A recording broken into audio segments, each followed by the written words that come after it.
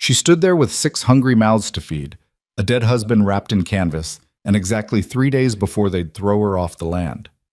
Then a stranger on horseback appeared on that ridge, and what he said next would change everything. But here's what nobody expected. Her brother would show up with legal papers, a loaded gun, and a claim that could rip those children from her arms forever. This is a story about survival, sacrifice, and one impossible choice made under the brutal Dakota sun. Stay until the end and comment what city you're watching from so I can see how far this story travels. The heat came first. Not gentle, not gradual. It arrived like a fist, thick, suffocating, pressing down on the Dakota plains with the weight of divine punishment.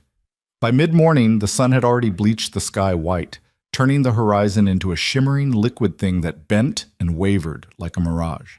The kind of heat that made breathing feel like drowning, the kind that cracked the earth open and left it gasping.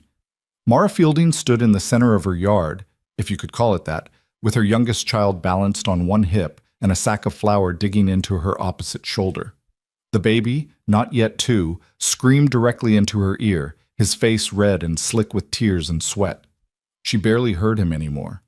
The sound had become part of the landscape, like the wind or the crows or the relentless, punishing sun. Her bare feet shifted in the dust. She'd sold her shoes 3 weeks ago, traded them for a tin of lard and a bag of cornmeal that was already half gone. Her dress, once blue, now a faded gray-brown that matched the dirt, clung to her back, soaked through with perspiration that never seemed to dry. It just sat there, cold and clammy against her skin, even in the heat. Behind her, the house leaned. Not figuratively, it actually leaned, tilting to the left like a drunk man trying to stay upright after his 10th whiskey. The porch sagged in the middle, the boards warped and splintered. 2 of the windows had no glass, just tattered flour sacks nailed across the frames to keep the worst of the dust out. The roof had more holes than shingles, and when it rained, which it hadn't in 43 days, you could hear the water drumming on the floor inside like a second storm. Mara didn't look at it. She never looked at it anymore. Looking at it meant acknowledging what it represented: failure, poverty, and the slow, inevitable collapse of everything she'd once believed her life could be. 5 more children moved through the yard like ghosts, silent, watchful, hungry. The oldest, Thomas, was 10. He carried a bucket that had rusted through at the bottom, water dribbling out in a thin, pathetic stream as he walked from the well to the house. He didn't speak. Hadn't spoken much since his father died. Next came the twins, Sarah and Samuel, 8 years old and so thin their elbows and knees looked swollen in comparison to their stick-thin limbs. They sat in the shade of the one remaining tree, a gnarled cottonwood that offered more memory of shade than actual relief. Sarah plaited her sister's hair with fingers that trembled from hunger. Samuel stared at nothing. Then there was Lily, 6, who followed Mara everywhere like a shadow, her hand perpetually reaching for the hem of her mother's dress. And finally, Joseph, 4, who'd stopped asking when they'd eat and now just sat in the dirt, drawing circles with a stick, his eyes vacant and glassy. 6 children, 1 dead husband, and a future that looked like a noose tightening by the hour. Mara shifted the flour sack higher on her shoulder and started walking toward the house. Each step sent up a small cloud of dust that hung in the air, suspended in the heat. The baby continued to wail, his small fists beating against her collarbone, but she didn't try to soothe him. What was the point? She had nothing to give him. No milk, no comfort, just the same empty reassurances she'd been whispering for weeks. It's going to be okay. We're going to be okay. Lies, all of it. Beautiful, necessary lies. Her husband lay behind the smokehouse. Not buried, not yet. The ground was too hard, baked solid by the sun and the drought that had turned the entire territory into a monument to God's indifference. She'd tried digging, spent 2 full days with a shovel that had a cracked handle, attacking the earth with the kind of desperate fury that comes from grief and exhaustion. She'd managed to get down maybe 8 inches before her hands bled through the blisters and her back seized up so badly she couldn't stand. So now he just waited, wrapped in a canvas tarp that had once covered their wagon, tied with rope, laid out in the shade behind the smokehouse where the smell wouldn't reach the children when the wind shifted. She'd placed rocks on top to keep the animals away, but she could hear them at night, coyotes and foxes, maybe even wolves, scratching and sniffing, testing the barriers she'd built. Every morning she woke up terrified that she'd find him torn apart. Every morning she checked, and every morning, by some miracle, he was still there, still whole, still waiting for a grave she couldn't give him. The guilt was a living thing. It moved through her veins like poison, slow and hot and constant.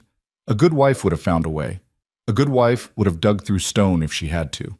But Mara's hands were shaking too hard to hold the shovel anymore, and her body was failing in ways that terrified her. She could feel herself coming apart at the seams, physically, mentally, spiritually, like a dress that had been mended too many times, held together by threads that were finally giving out. She reached the porch steps and paused, her vision swimming.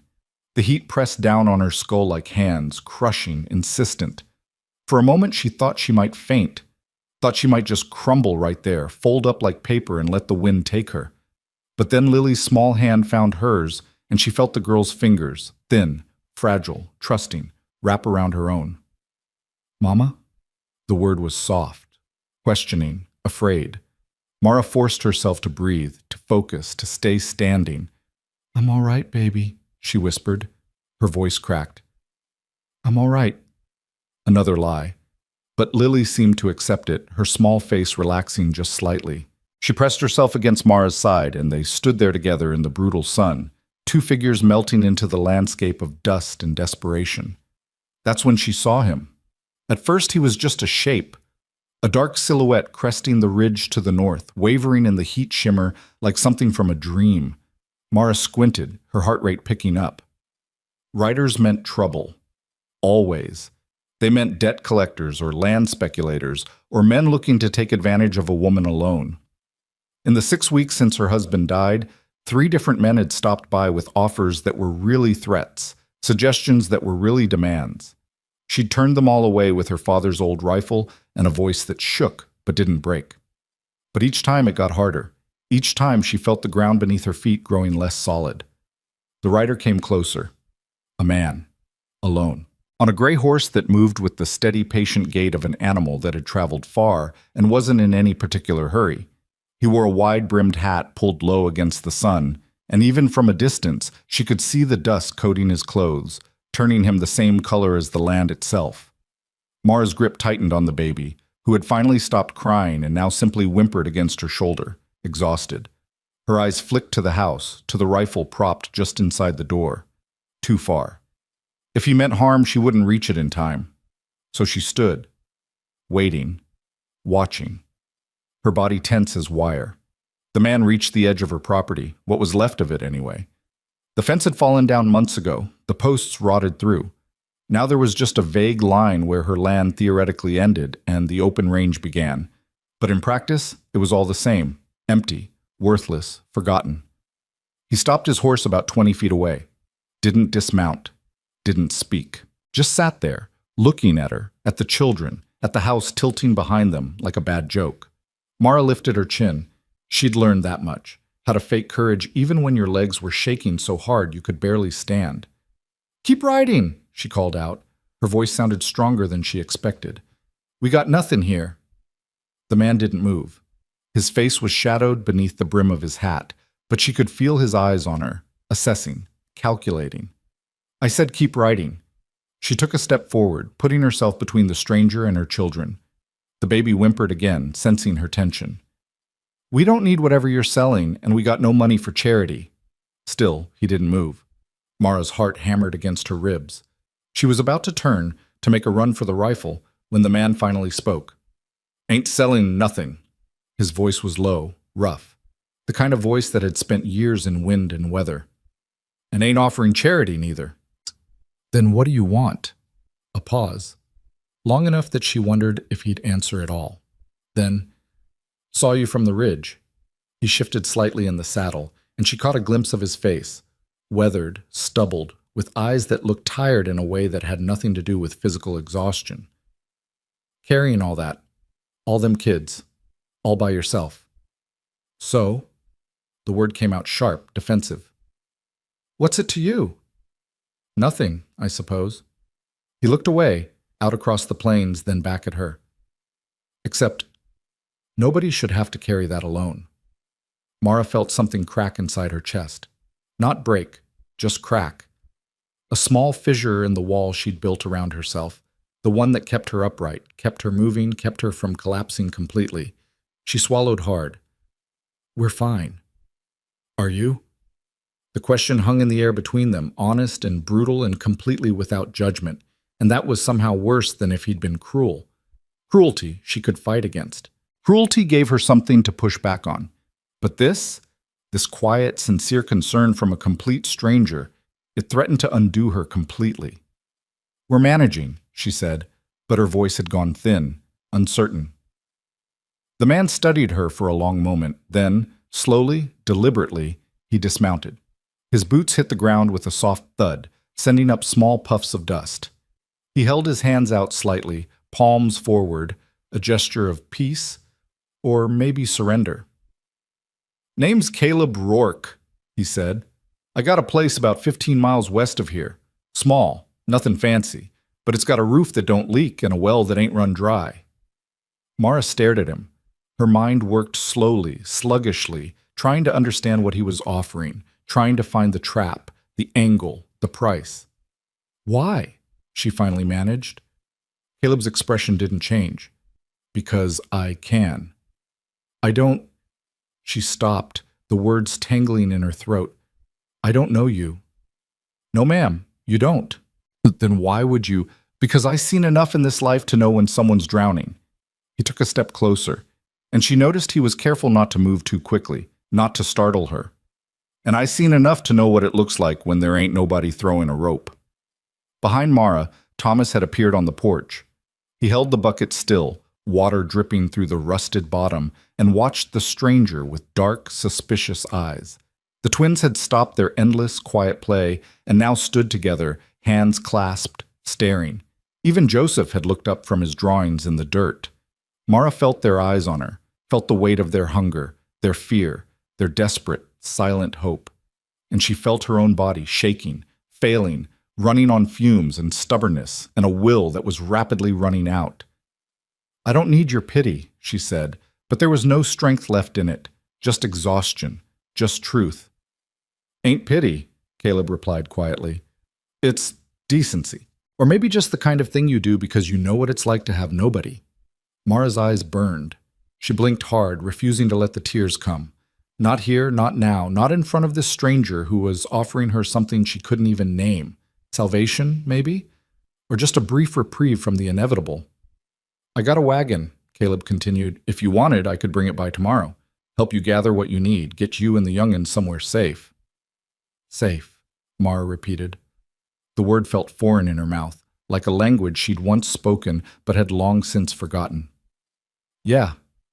She looked down at the baby in her arms, at Lily pressed against her side, at Thomas on the porch with his broken bucket and his father's eyes, at all of them, these small, fragile lives that depended on her, that needed her to be stronger and smarter and braver than she had any idea how to be. What's the catch? She asked. Caleb's expression softened just slightly. No catch. Oh, just, you can't keep carrying this alone, and I got the means to help, that's all. That's all, she echoed. It sounded too simple, too good. Too much like the kind of thing that only happened in stories, not in the brutal, unforgiving reality of drought and death and dust. But what choice did she have? Stay here and watch her children waste away? Wait for the next man to ride up, one who might not be so kind, who might take what he wanted without asking, keep pretending she had the strength to do this by herself when every morning she woke up weaker, more hollow, more certain that she was failing? Caleb waited, patient, still, like he had all the time in the world. Mara's voice broke. She closed her eyes, felt the sun burning through her eyelids, and made the only choice left to her. All right. When she opened her eyes, Caleb was nodding slowly. I'll be back tomorrow morning, first light. You gather what you can carry, what matters most. I'll bring the wagon. Why are you doing this? She asked again, needing to understand, needing it to make sense. Caleb looked at her for a long moment. Then he glanced past her, to the children, to the dying land, to the house that was more collapse than structure. When his eyes came back to hers, there was something in them she couldn't quite read. Grief, maybe, or memory.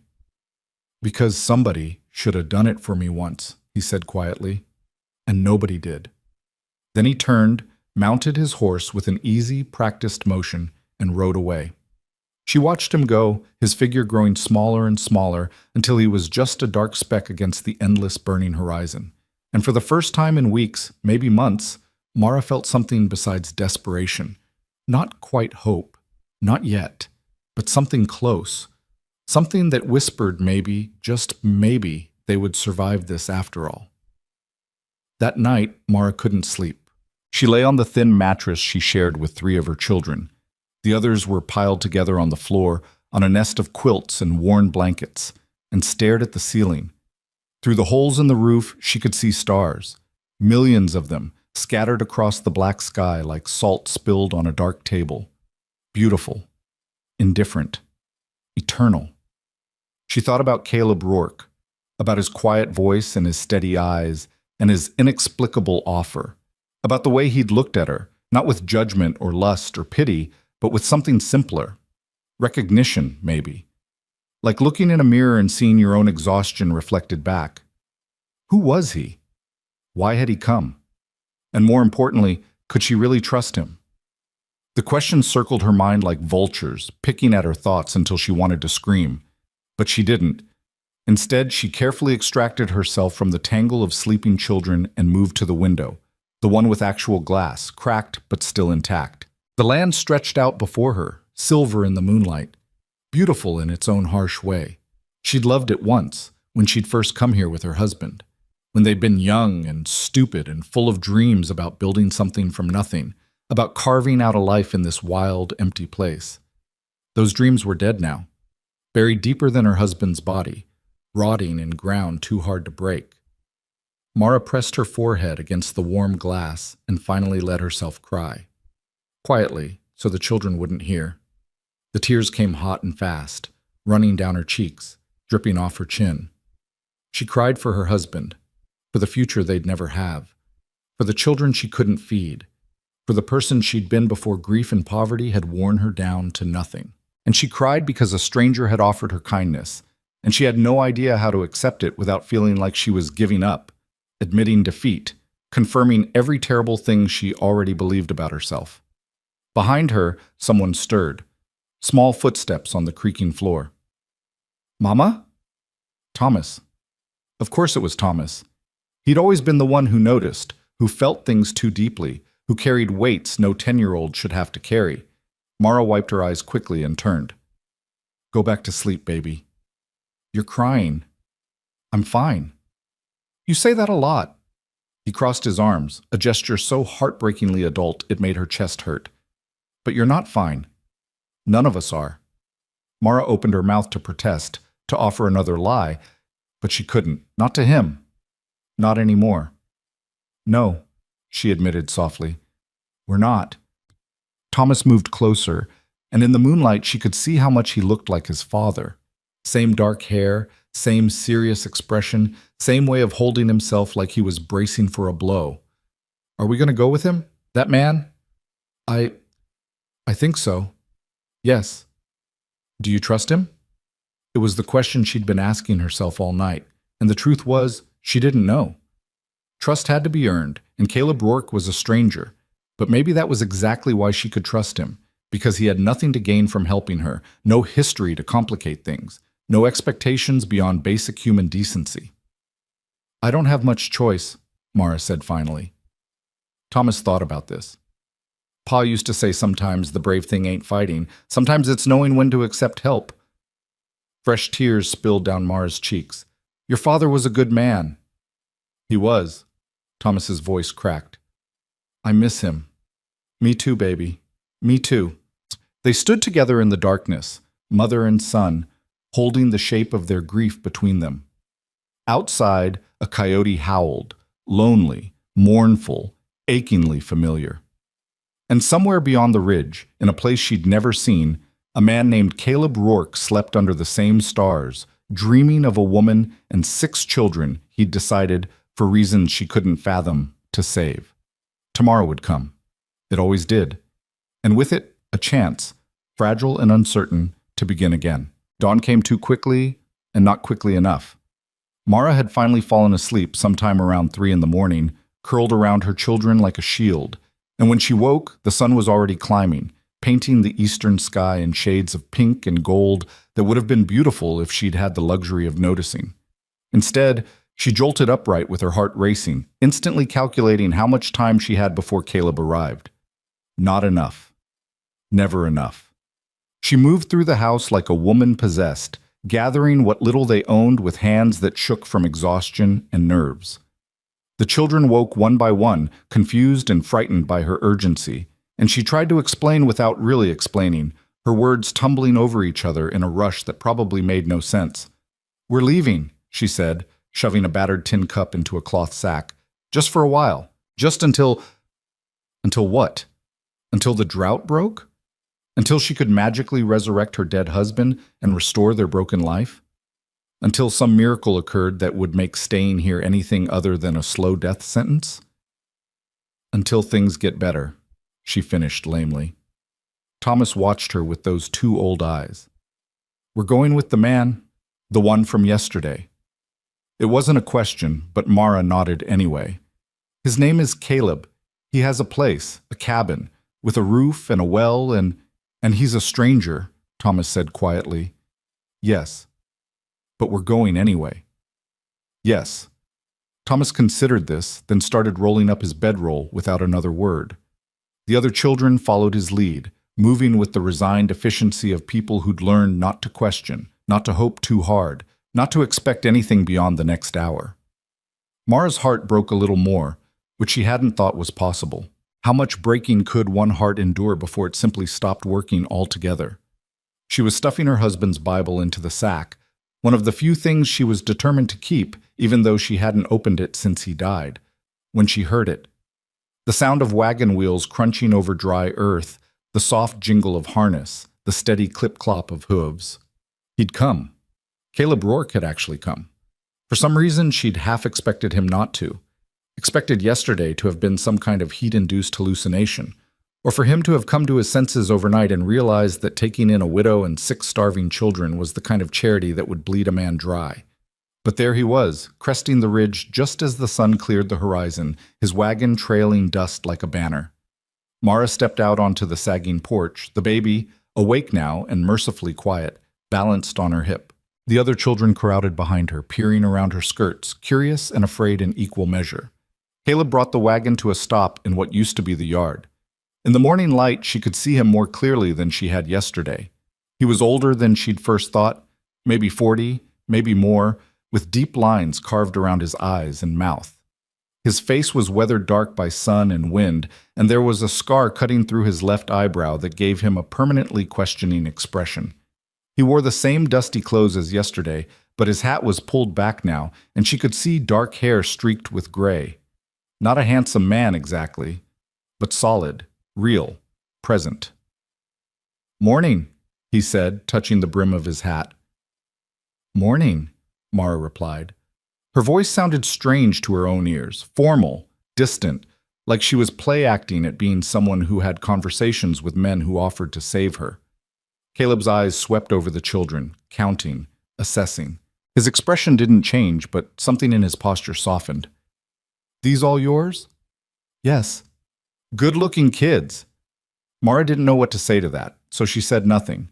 The children stared at him with varying degrees of suspicion and hope, and Caleb looked back steadily, not trying to smile or win them over, just acknowledging them, seeing them. After a moment, he climbed down from the wagon and walked around to the back, dropping the tailgate. "I lined the bed with straw," he said. "Should make the ride easier. It's about 4 hours to my place, maybe 5 with the wait." 4 hours, Mara repeated. Somehow she'd imagined his cabin being closer. 4 hours meant commitment. 4 hours meant there'd be no easy way back if this turned out to be a mistake. Give or take. Caleb studied her face, and she had the uncomfortable sensation that he could read every doubt, every fear, every desperate calculation running through her mind. "You having second thoughts?"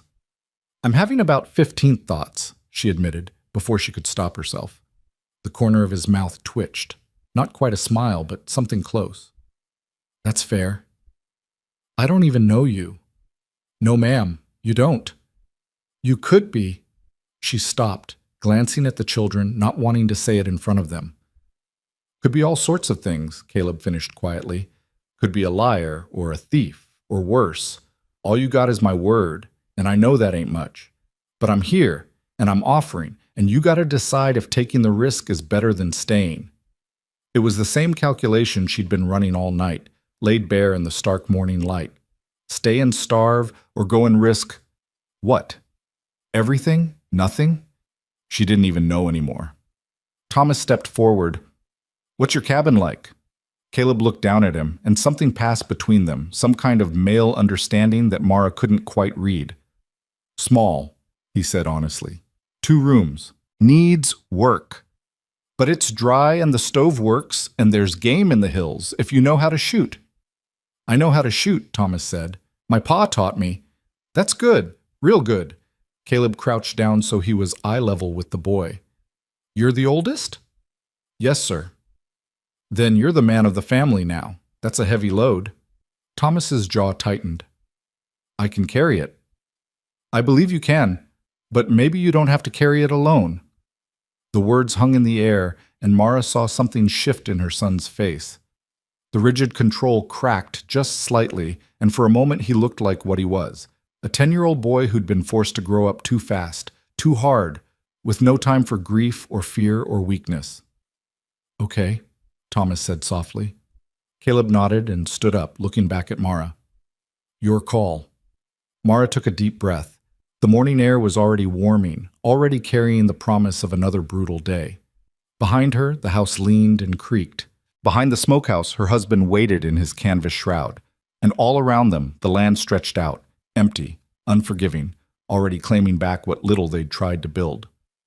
All right, she said, give us 10 minutes. Take what you need. In the end, they filled 2 cloth sacks and a battered trunk that had belonged to Mara's mother. Quilts, clothes, a few tin dishes and cups. Her husband's Bible and his watch, which had stopped working but which she couldn't bear to leave behind. A rag doll that had been Sarah's before hunger made play seemed like a luxury they couldn't afford. Joseph's stick, worn smooth from constant handling. The twins shared boots, 1 pair between them, traded off depending on who needed to walk that day. It wasn't much. A whole life reduced to objects that could fit in a wagon bed. Mara made one final trip inside, moving through rooms that had held all her hopes, and watched them die. The bedroom where she'd given birth to 3 of her children. The kitchen where she'd cooked meals back when they'd had meals to cook. The front room where her husband used to sit in the evening reading by lamplight, his voice a low rumble as he shared passages from books they couldn't afford, but he'd borrowed from neighbors. All of it was ending. Had already ended, really. She was just finally admitting it. She walked out without looking back, because looking back would undo her completely. Caleb had already loaded the trunk and helped the children into the wagon bed. They sat in a row, small and solemn, watching her with eyes that held too much understanding. Mara climbed up beside them, settling the baby in her lap, and Caleb closed the tailgate. One more thing, he said. He walked around the side of the house, and Mara's heart seized. The smokehouse. Her husband. Oh God, she'd forgotten. Caleb reappeared a moment later, carrying a shovel. He moved to a spot about 20 yards from the house, in the shadow of the cottonwood tree, and started digging. Mara watched, frozen, as he worked. The ground was hard. She knew exactly how hard. But Caleb attacked it with a patient, methodical rhythm that spoke of experience and strength. He didn't rush, didn't stop, just kept digging, the shovel biting into earth that grudgingly gave way inch by stubborn inch. Mama? Lily whispered. What's he doing? Making a grave, Thomas answered before Mara could. An hour passed. Then another. The sun climbed higher and Caleb's shirt grew dark with sweat, but he didn't pause except to occasionally stop and drink from a canteen. The hole grew deeper, wider, taking shape. Mara sat in the wagon and watched a stranger dig her husband's grave, and the kindness of it was almost worse than anything else. It meant she owed him. It meant she was accepting not just shelter, but something far more profound. The acknowledgement that she couldn't do this alone, that she'd failed, that she needed saving. When the hole was finally deep enough, Caleb climbed out and looked at her. His face was flushed, his breathing heavy, but his eyes were steady. "You want to say anything?" Did she? What was there to say? The words she'd wanted to speak at a proper funeral, the ones about love and loss until death do us part, felt hollow now. Her husband was gone. She was leaving. Life continued with a brutality that made poetry seem obscene. "No," she said quietly. "Just put him in." Caleb nodded and walked behind the smokehouse. He returned carrying the canvas-wrapped body with surprising gentleness, cradling it like something precious rather than something dead. He lowered it into the grave with care, then straightened and removed his hat, pressing it to his chest. "Don't know what you believed," he said, speaking to the grave, to the dead man who couldn't hear him, to the watching sky. "But I hope you're somewhere peaceful, and I hope you know your family's going to be all right. I'll see to it." It was a promise made to a corpse, and it shouldn't have meant anything, but somehow it did. Somehow it meant everything. Caleb replaced his hat and started filling in the grave. The children watched in silence, and Mara held the baby close, pressing her face against his soft hair so no one would see her cry. When it was done, when the earth was mounded over her husband's body and marked with a simple wooden cross Caleb fashioned from 2 pieces of broken fence, they finally left. The wagon rolled forward, wheels creaking, and Mara didn't look back. Not at the house, not at the grave, not at any of it. She kept her eyes forward, on the horizon, on whatever came next. They rode in silence for the first hour. The only sounds, the creak of the wagon, the clip-clop of hooves, and the endless whisper of wind across the plains. The children dozed in the straw, exhausted by emotion and heat. Mara sat rigid, the baby heavy in her arms, her mind carefully blank. "You ever been this far west?" Caleb asked eventually. Mara blinked, pulled from whatever dark place she'd retreated to. "No. We settled where we did because there was a creek, or there used to be. Drought killed a lot of creeks. Killed a lot of things." Caleb glanced at her, his expression unreadable beneath the brim of his hat. "Your husband, how long's he been gone?" 6 weeks. "Give or take?" She paused. "Fever took him. Fast. 3 days from first symptom to—" She couldn't finish. Didn't need to. "I'm sorry." Everyone's sorry. It came out harsher than she'd intended. But sorry doesn't plant crops or feed children or dig graves in ground that's hard as iron. "No," Caleb agreed quietly. "It don't." They fell silent again. Mara watched the landscape change subtly as they traveled, the plains giving way to gentle rises, the occasional cluster of rocks, a dried-up wash that might have been a river once. It was still brutally hot, but there was something different about the air here, less dusty, almost fresher. "You got water where we're going?" she asked. "Spring-fed well, never run dry, even in bad years. One of the reasons I settled where I did." "You alone?" "Yeah." "Why?" Caleb was quiet for so long she thought he wouldn't answer. Then, "Had a wife once, and a little girl. Cholera took them both back in '84. After that, I couldn't stay where we'd been.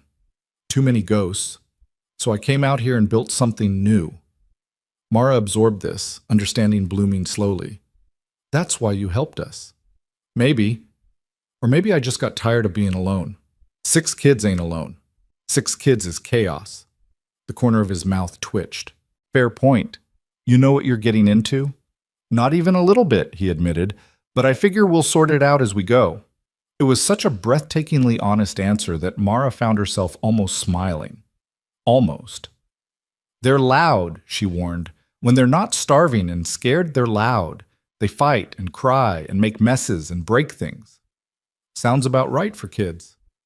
"And I don't know how long we'll need to stay. Could be weeks, could be months. I gotta figure out what comes next, and that might take time." "Take what time you need." "I can work," she added quickly. "I'm strong when I'm fed proper. I can cook and clean and mend and—" "Mara," Caleb's voice was gentle but firm. "You don't gotta earn your keep. You and yours need help, and I got the means to give it. That's the beginning and end of it. Nothing's free. This is. Why? The question burst out of her, raw and desperate. Why would you do this? You don't know us. We're nothing to you. So why, Because I can, Caleb said simply. And because if I don't, who will? The answer hung between them, true and terrible and completely without artifice. And Mara realized, with a jolt that felt like falling, that he meant it. Every word. This strange, scarred man with his quiet voice and his dead family and his spring-fed well, he genuinely wanted to help, with no expectation of payment or gratitude or anything beyond basic human decency. It was the most radical thing she'd ever encountered. "Thank you," she whispered. The words felt inadequate, too small for the enormity of what he was offering, but they were all she had. Caleb just nodded, his eyes on the horizon. "You're welcome." They reached the cabin in late afternoon when the sun was still high, but beginning its slow descent toward evening. Mara saw it from a distance, a small structure of weathered wood nestled in a shallow valley, with a stand of pine trees behind it and what looked like a vegetable garden to one side. Smoke rose from the chimney in a thin gray line, and there were chickens scratching in the yard. It looked lived in, cared for, real. "This is it," Caleb said, steering the wagon down a rutted path. The children stirred, sitting up and peering over the sides of the wagon, their faces tight with uncertainty. Thomas met Mara's eyes, and she tried to project confidence she didn't feel. "It's going to be okay," her expression said. "We're safe now." More lies. Beautiful, necessary lies. Caleb brought the wagon to a stop in front of the cabin, and Mara climbed down on shaking legs. The baby fussed in her arms, hungry and tired, and she bounced him automatically while taking in her surroundings. The cabin was larger than she'd expected, still small, but solidly built with real glass in the windows and a porch that didn't sag. The garden held rows of struggling vegetables, beans and squash and something that might have been tomatoes, all suffering from the heat but still alive. The well stood to one side, its bucket hung on a hook, and beyond it she could see a small barn and what looked like a chicken coop. It wasn't much, but it was infinitely more than what she'd left behind. "2 rooms, Caleb said, climbing down and starting to unhitch the horses. "Main room with the stove and table, and a bedroom off the back. I've been sleeping in the main room, so the bedroom's yours. All of you." "Where will you sleep?" "Barn's fine." "We can't take your bed." "You ain't taking it. I'm offering it." He glanced at her, his expression firm. "You got 6 kids and yourself to fit somewhere. I got just me. Barn makes more sense." Mara wanted to argue, but she was too tired, and he was right. "Just for a few days," she said, "until we figure something else out." "However long you need." He finished with the horses and started unloading the wagon, carrying their meager possessions inside with an efficiency that suggested he'd spent his life doing physical labor. The children climbed out slowly, cautiously, sticking close to Mara as they explored this strange new place. The inside of the cabin was dim and cool after the brightness outside. The main room held a cast-iron stove, a rough-hewn table with 4 mismatched chairs, and a rocking chair near the fireplace. Shelves lined one wall, holding dishes and supplies.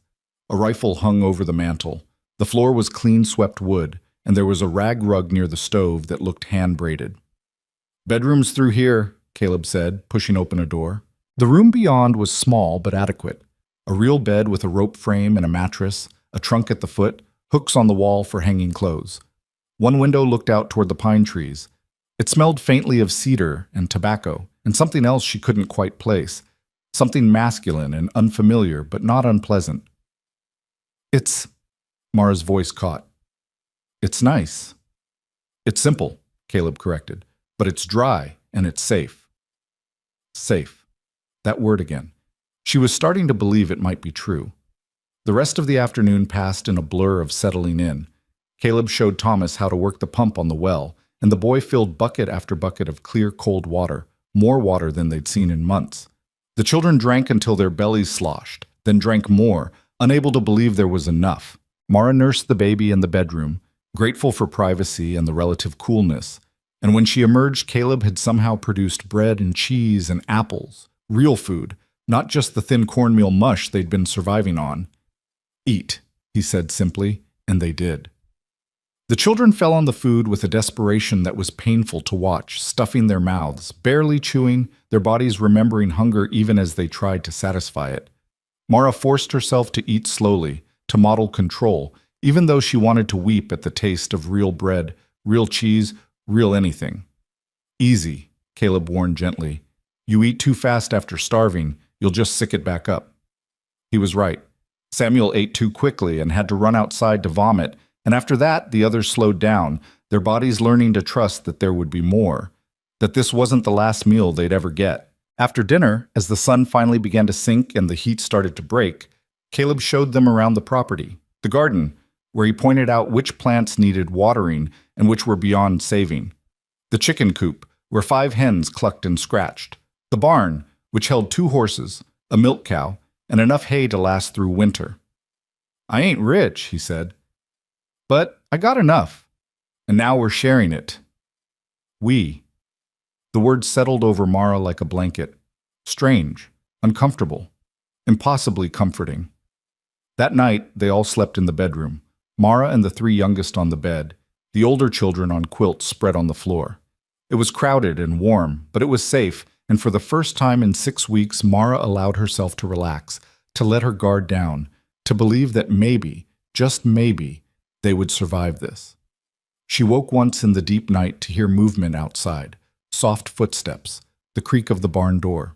Caleb, settling in for his own sleep, exiled from his own home by his own choice. She thought about calling out to him, about inviting him to sleep on the floor in the main room at least. But something stopped her. He'd offered them privacy, dignity, space to breathe. The least she could do was accept it gracefully.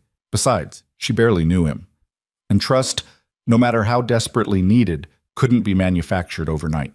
So she closed her eyes and listened to her children breathe, slow, steady, peaceful, and let sleep take her back down into darkness. Tomorrow would come with its own challenges, its own questions, its own uncertainties. But tonight, they were safe, and that would have to be enough. The morning broke gentle and cool, a mercy after so many brutal dawns. Mara woke to the sound of a rooster crowing and the smell of coffee. Real coffee, not the chicory substitute she'd been stretching for months. For a disoriented moment, she didn't know where she was, and panic fluttered in her chest like a trapped bird. Then she felt the solid mattress beneath her, heard her children's breathing, saw sunlight filtering through clean glass, and remembered. Caleb's cabin. Safety. A reprieve from the slow death they'd been living. She extracted herself carefully from the tangle of sleeping children and padded barefoot into the main room. Caleb stood at the stove, his back to her, coaxing life from the fire. He'd already been outside. His boots were dusty, and there was straw clinging to his shirt. "Morning," he said without turning around. "Coffee's almost ready." "You didn't have to." "I know." He glanced over his shoulder, and in the early light she could see the lines of exhaustion around his eyes. He hadn't slept well either. "But I did anyway." Mara moved to the table and sat, suddenly aware of how she must look, hair tangled, dress wrinkled, still wearing the exhaustion of the previous day like a second skin. But Caleb didn't seem to notice or care. He poured 2 cups of coffee and brought one to her, the steam rising in lazy spirals. "Thank you," she said, wrapping her hands around the cup. The warmth felt like prayer. "You're welcome." They sat in companionable silence for a few minutes, drinking coffee and listening to the morning sounds filtering through the open window. Birds. A breeze moving through the pines. The distant lowing of the cow. Peaceful sounds. Safe sounds. "I've been thinking," Caleb said eventually, "about how we make this work." Mara tensed. Here it came. The conditions, the expectations, the price of his charity. "All right, the garden needs tending, and I could use help with the chickens and the cow. Thomas seems like he could learn to handle the horses. Maybe help with repairs around the place. The little ones can gather eggs, fetch water, simple things." He paused. "But that's just me thinking out loud. You got your own ideas about what you and yours can handle. I'd like to hear them." It took Mara a moment to understand what he was offering. Not orders, but collaboration. Not demands, but suggestions. He was including her in decisions about their own lives, treating her like a partner rather than a burden. That sounds reasonable, she managed. I'm good with a needle. I could mend clothes, make new ones if you got fabric, and I can cook if you got food to cook with. Got plenty. Caleb sipped his coffee. Had to learn to preserve things when I was alone.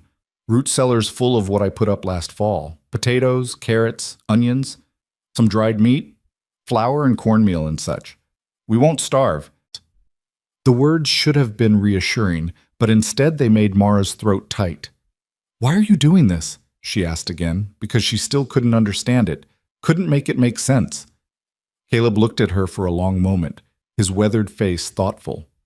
You ever see someone drowning? What? Drowning. In a river or a lake. You ever seen it? Mara shook her head, confused. I did once. Little girl couldn't have been more than 6 or 7, fell off a dock while her mama was buying supplies. Water was moving fast and she couldn't swim. He stared into his coffee. I was maybe 20 feet away, and I had a choice, jump in and help or keep walking. Weren't my kid, weren't my problem, could have just kept walking. But you didn't. No, ma'am, I didn't. He looked up at her. Because that's not the kind of man I wanted to be. And this, he gestured around the cabin, encompassing everything. This ain't different. You were drowning. I could help, so I did. It was the simplest, most honest answer she'd ever heard, and it undid something in her chest. She blinked hard against tears that wanted to come, and nodded, not trusting her voice. The children began stirring then, filtering into the main room one by one, rubbing sleep from their eyes and staring at Caleb with varying degrees of suspicion and curiosity. He greeted each one calmly, learning their names, asking gentle questions that they answered in monosyllables or not at all. Breakfast was simple. Cornmeal mush sweetened with molasses, milk fresh from the cow. But it was abundant, and no one had to fight for seconds. Mara watched her children eat, watched color slowly returning to their faces, and felt something she hadn't felt in months. Not quite hope, but something adjacent to it. Something that whispered, maybe.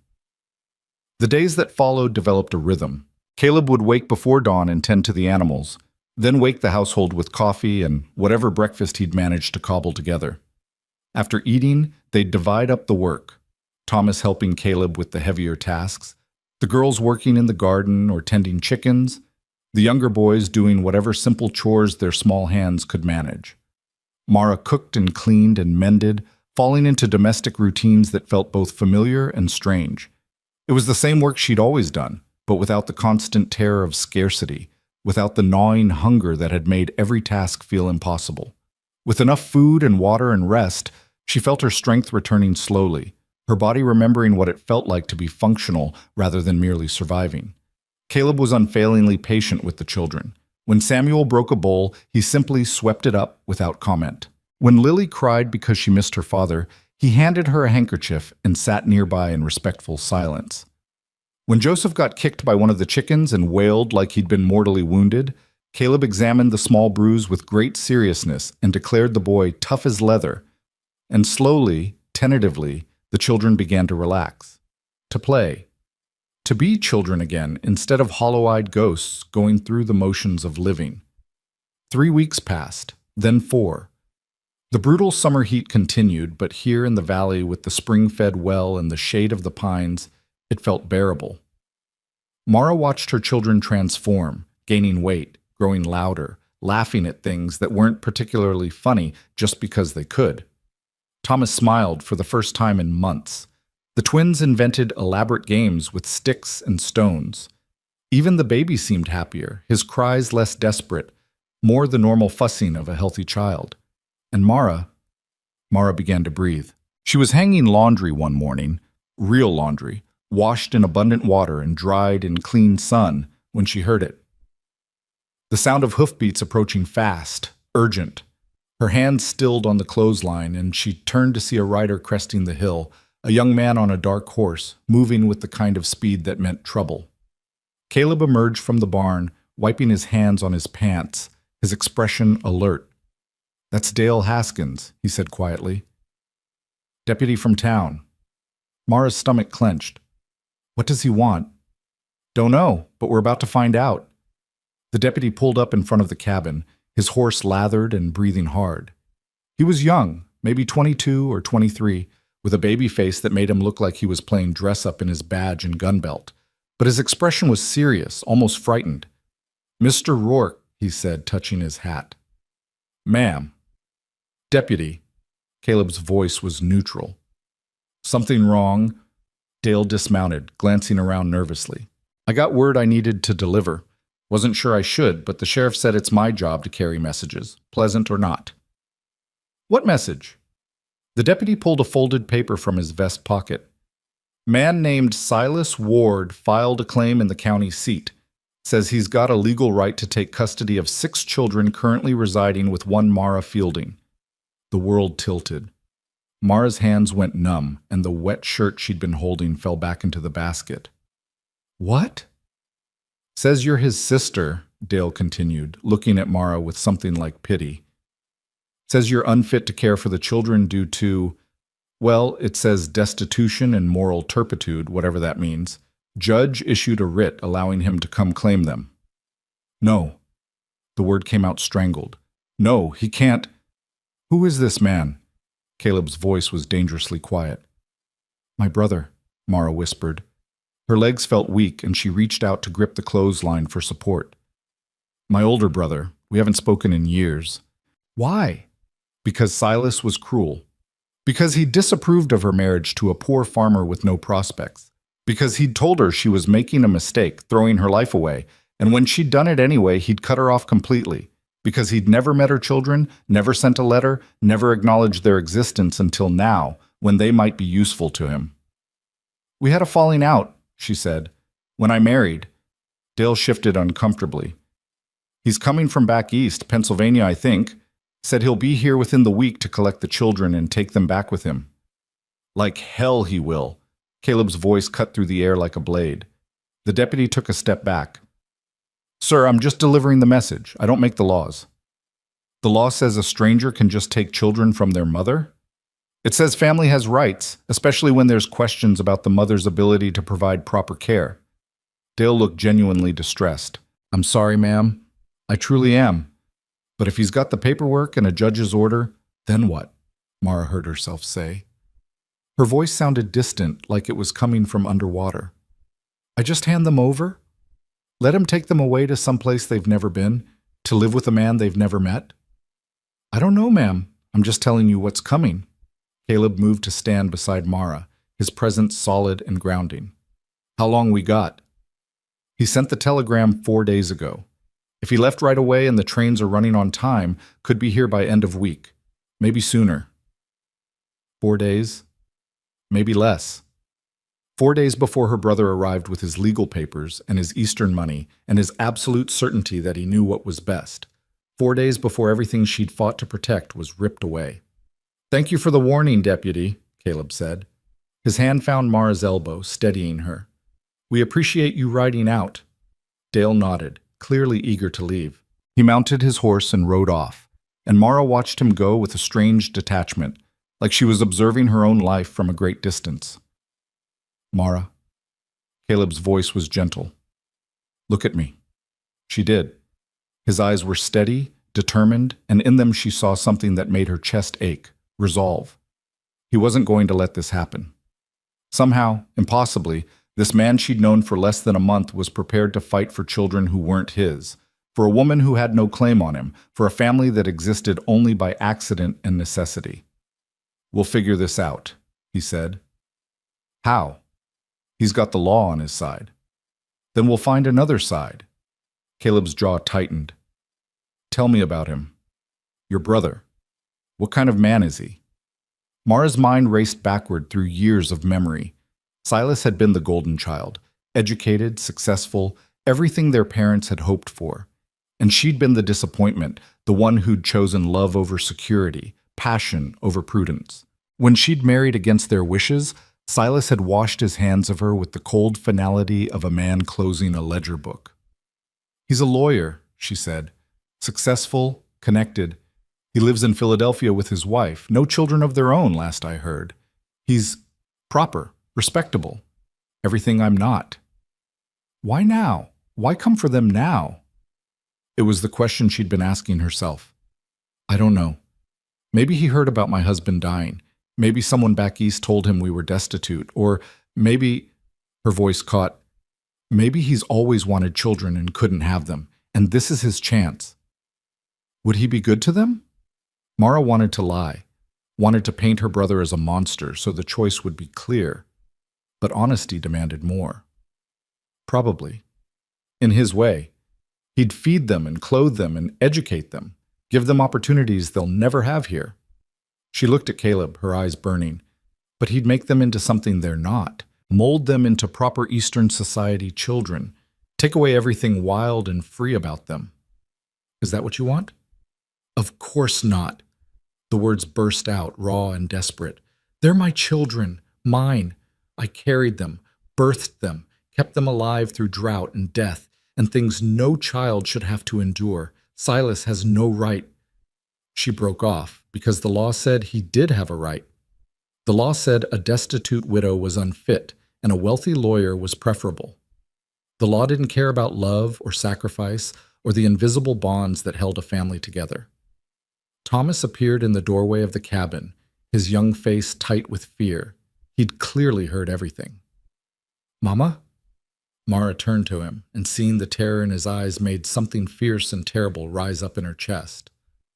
Come here, baby. He crossed the distance quickly and pressed himself against her side, and she wrapped her arm around his thin shoulders.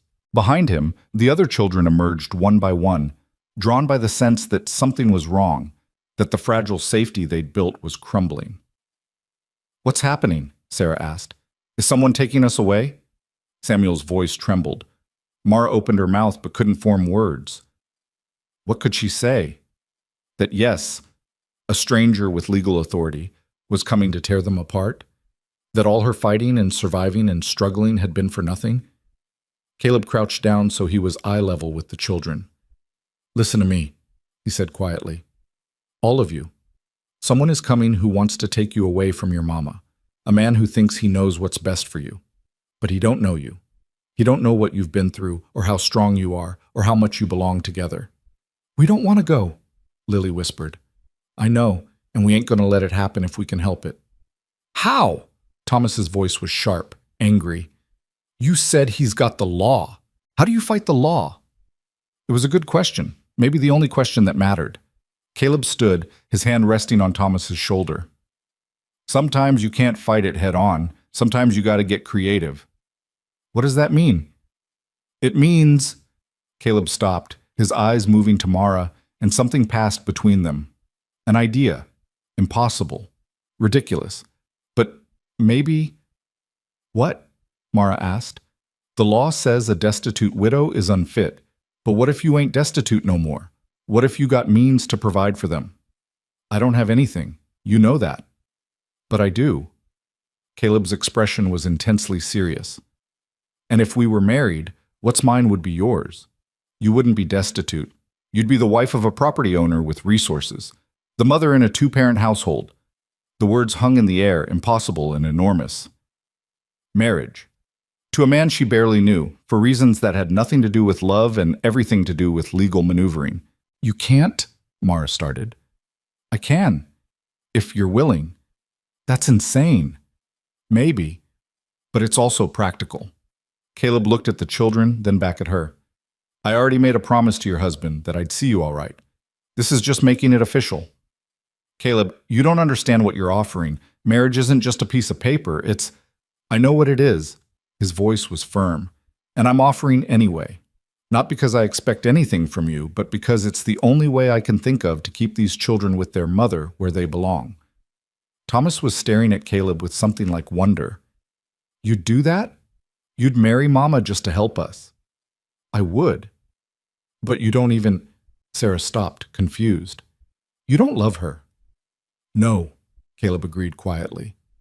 I don't. Not the way your pa did.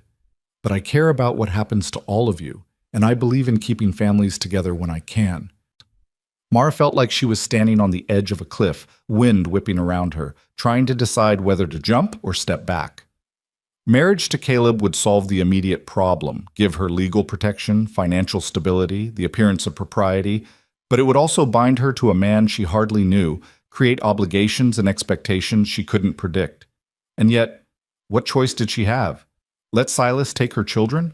Watch them disappear into a life of Eastern refinement and propriety, forever changed into people she wouldn't recognize? I need to think, she said. Fair enough, but we ain't got much time. That night, after the children were asleep, Mara sat on the porch steps and stared at the stars. They looked different here than they had at her old homestead, brighter somehow, closer, like she could reach up and touch them. Behind her, through the open window, she could hear Caleb moving around in the main room, banking the fire, preparing for bed in the barn. He'd given her space all evening, hadn't pressed or argued or tried to convince her, just stated his offer and left her to decide, as if proposing a marriage of convenience was the most natural thing in the world. Maybe for him it was. He'd already lost the love of his life. Maybe this kind of practical arrangement was all he wanted. Companionship without vulnerability, partnership without passion. But what did she want?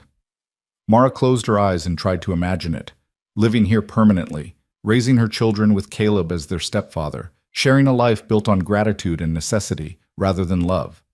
It seemed hollow somehow, a pale imitation of what she'd had with her husband.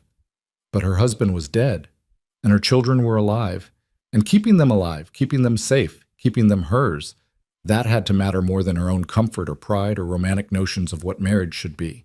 You still awake? She turned to find Thomas standing in the doorway, barefoot and squinting in the darkness. Can't sleep, she admitted. He came and sat beside her, his small shoulder pressing against hers. You thinking about what Mr. Rourke said? Yes. Are you going to marry him?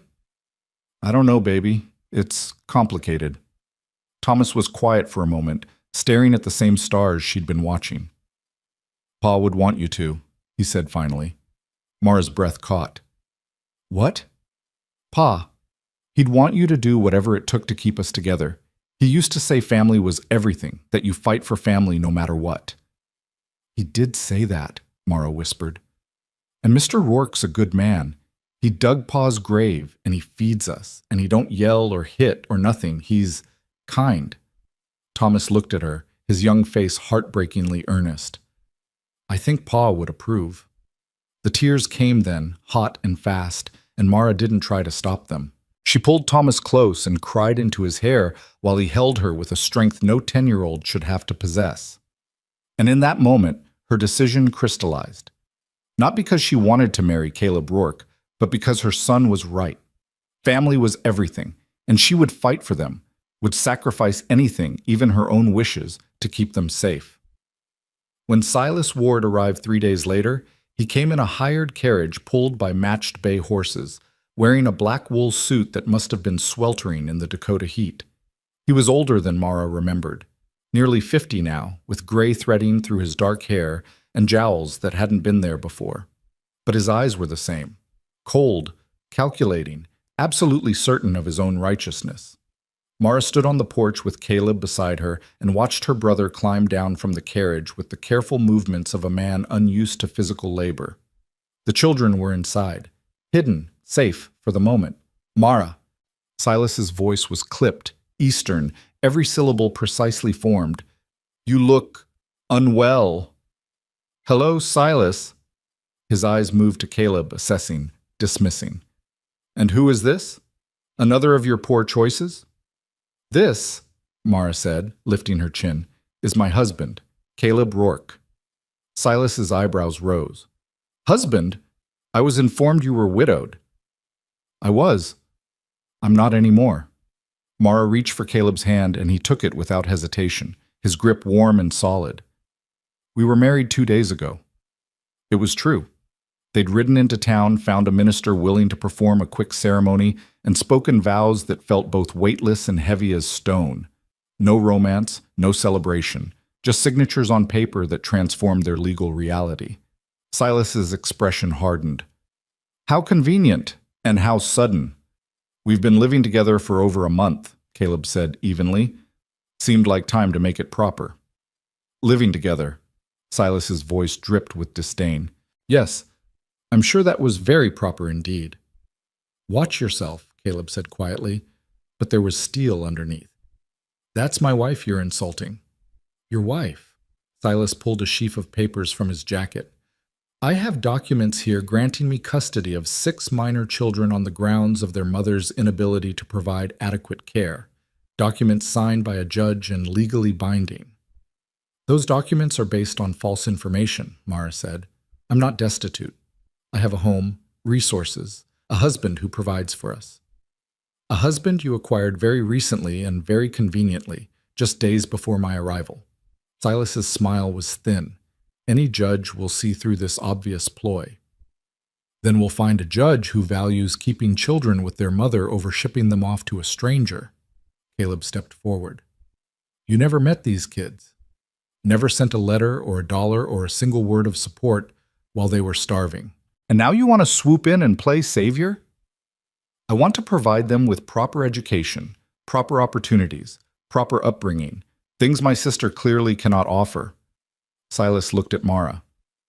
Look at you, living in this hovel, married to some frontier farmer. Is this really what you want for your children? I want them with me, Mara said. I want them safe and loved and free, not molded into something they're not to satisfy your ego. My ego? Silas laughed, bitter and cold. This isn't about ego. This is about doing what's right. Those children deserve better than poverty and ignorance. They deserve their mother, a mother who can't even provide basic necessities. I can now, Mara said. We can. Caleb and I together, we can give them everything they need. Silas studied them both, his expression calculating.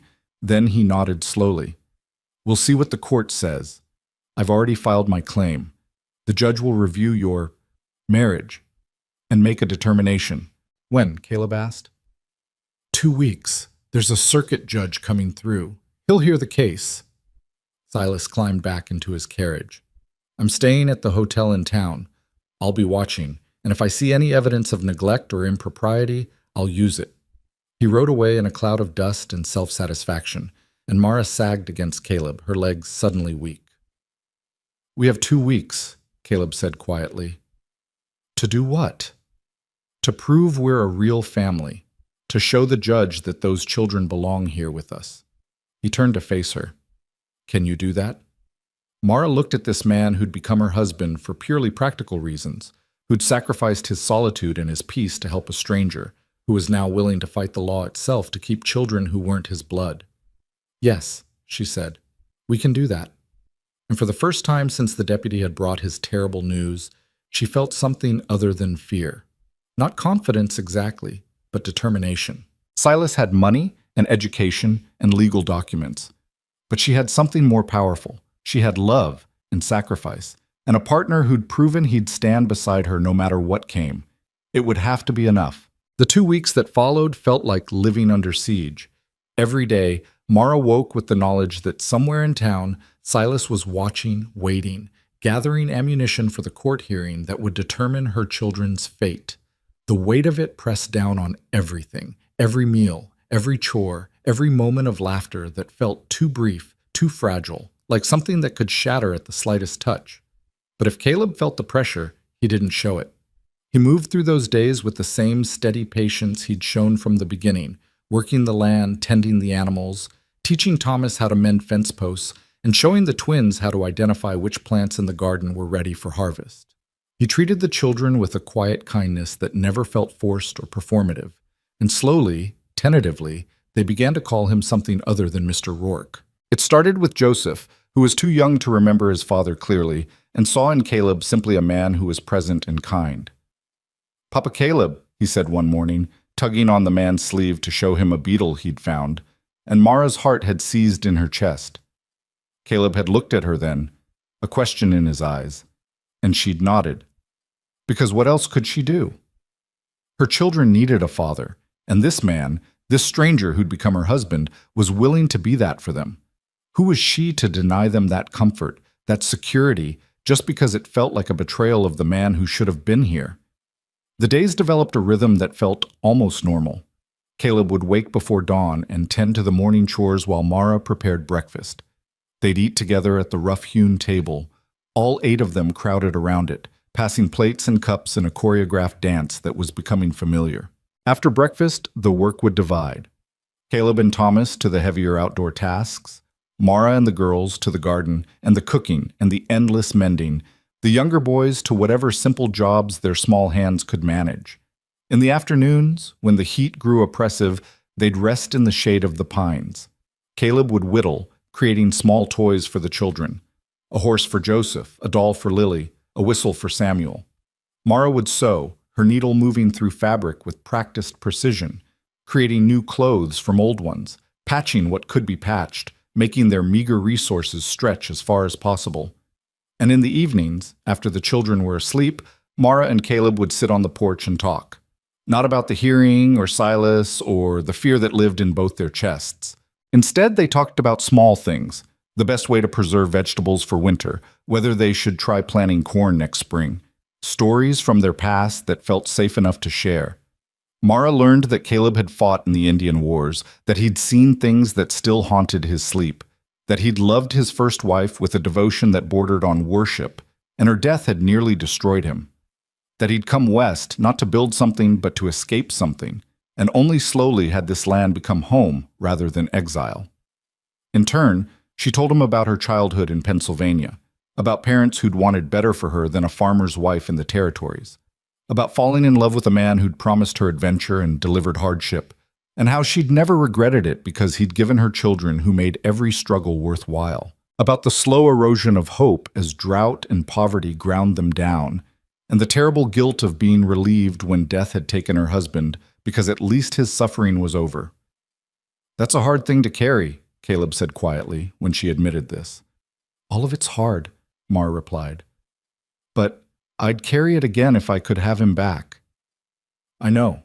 Caleb was silent for a moment, staring out at the darkness. "But he's not coming back, and you got to figure out how to live with that. Is that what you did, after your wife?" "Eventually. Took a long time, though.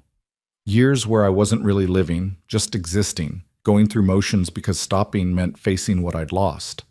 He glanced at her. "You got an advantage I didn't have." "What's that?" "Them." He nodded toward the cabin where their children slept. "You got reasons to keep going that got nothing to do with yourself. That makes it easier, I think, or at least more necessary." He was right. Her children had pulled her through when she'd wanted to give up, had given her purpose when everything else felt meaningless. They were her anchor, her reason, her everything, and now Silas wanted to take them away. On the 5th day, Mara was hanging laundry when she saw a figure approaching on foot from the direction of town. A woman, moving slowly in the heat, her dress dark and proper despite the temperature. As she got closer, Mara recognized her, Martha Brennan, the minister's wife, who'd witnessed their hasty wedding ceremony.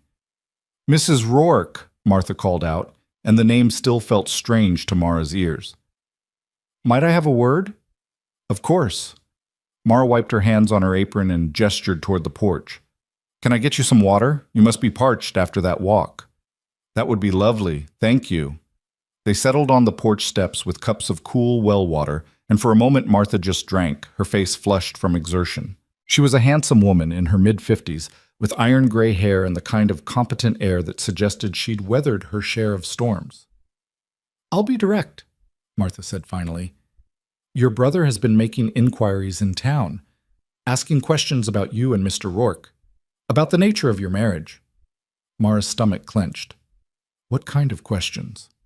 "Whether it's real, whether you share a bed, whether he treats the children well, or if there's been any sign of impropriety." Martha's expression was sympathetic. "He's trying to build a case that your marriage is a sham, contracted solely to prevent him from taking custody." "It's not—" Mara stopped, because how could she explain? The marriage was real in the eyes of the law and the church, but it had been motivated by exactly the reasons Silas suspected. "We married for practical reasons," she said carefully. "But that doesn't make it any less legitimate." "I know that. You know that. But a judge might see it differently, especially if your brother can find people willing to testify that the marriage seems unconventional." Martha paused. "There's talk, Mrs. Rourke, about how quickly you remarried after your husband's death, about whether it's proper for a man and woman who barely know each other to be living under one roof with 6 children." "We're married," Mara said, hearing the defensiveness in her own voice. We have every right. Of course you do. I'm not questioning that. I'm simply warning you that others are. Martha set down her cup. The hearing is in 9 days. If you want the judge to rule in your favor, you need to present yourselves as a genuine family, not just two people sharing space out of convenience. How do we do that? You show affection. You present a united front. You make it clear that this is a true partnership, not just a legal arrangement. Martha's eyes were kind but direct. And you might consider attending church this Sunday. Let people see you together as a family. It would help counter some of the gossip. After Martha left, Mara found Caleb in the barn, brushing down one of the horses. He looked up as she entered, immediately reading the distress in her face. What happened? She told him about Martha's visit, about Silas's inquiries, about the gossip spreading through town like poison. Caleb listened without interrupting, his hands never stopping their steady motion along the horse's flank. She's right, he said when Mara finished. We need to seem more like a real married couple. We are a real married couple. You know what I mean. Caleb set down the brush and turned to face her. Right now we're living like friendly strangers who happen to share a house. I sleep in the barn. We barely touch. Anyone watching can see there's nothing between us. There isn't anything between us, Mara said quietly. Not like that. I know, but the judge don't need to know that. Caleb ran a hand through his hair, looking uncomfortable. I ain't suggesting anything improper, but maybe we need to be more affectionate in public. Hold hands, stand closer, make it look like we actually care for each other. The idea made Mara's chest tight. Not because she found it repulsive, Caleb was a good man and she'd developed a deep respect for him over the past weeks, but because it felt like play acting, like cheapening something that should be sacred by turning it into performance. And you sleeping in the barn? Caleb continued. That needs to change too, not... He held up a hand quickly. Not the actual sleeping arrangements. But people can't know I'm out here. Far as anyone's concerned, we share that bedroom like proper husband and wife. So we lie. We present a version of the truth that serves our purposes, Caleb corrected gently. There's a difference. Is there? When it means keeping your children, yeah, there is. He was right, and Mara knew it, but the knowledge sat heavy in her stomach.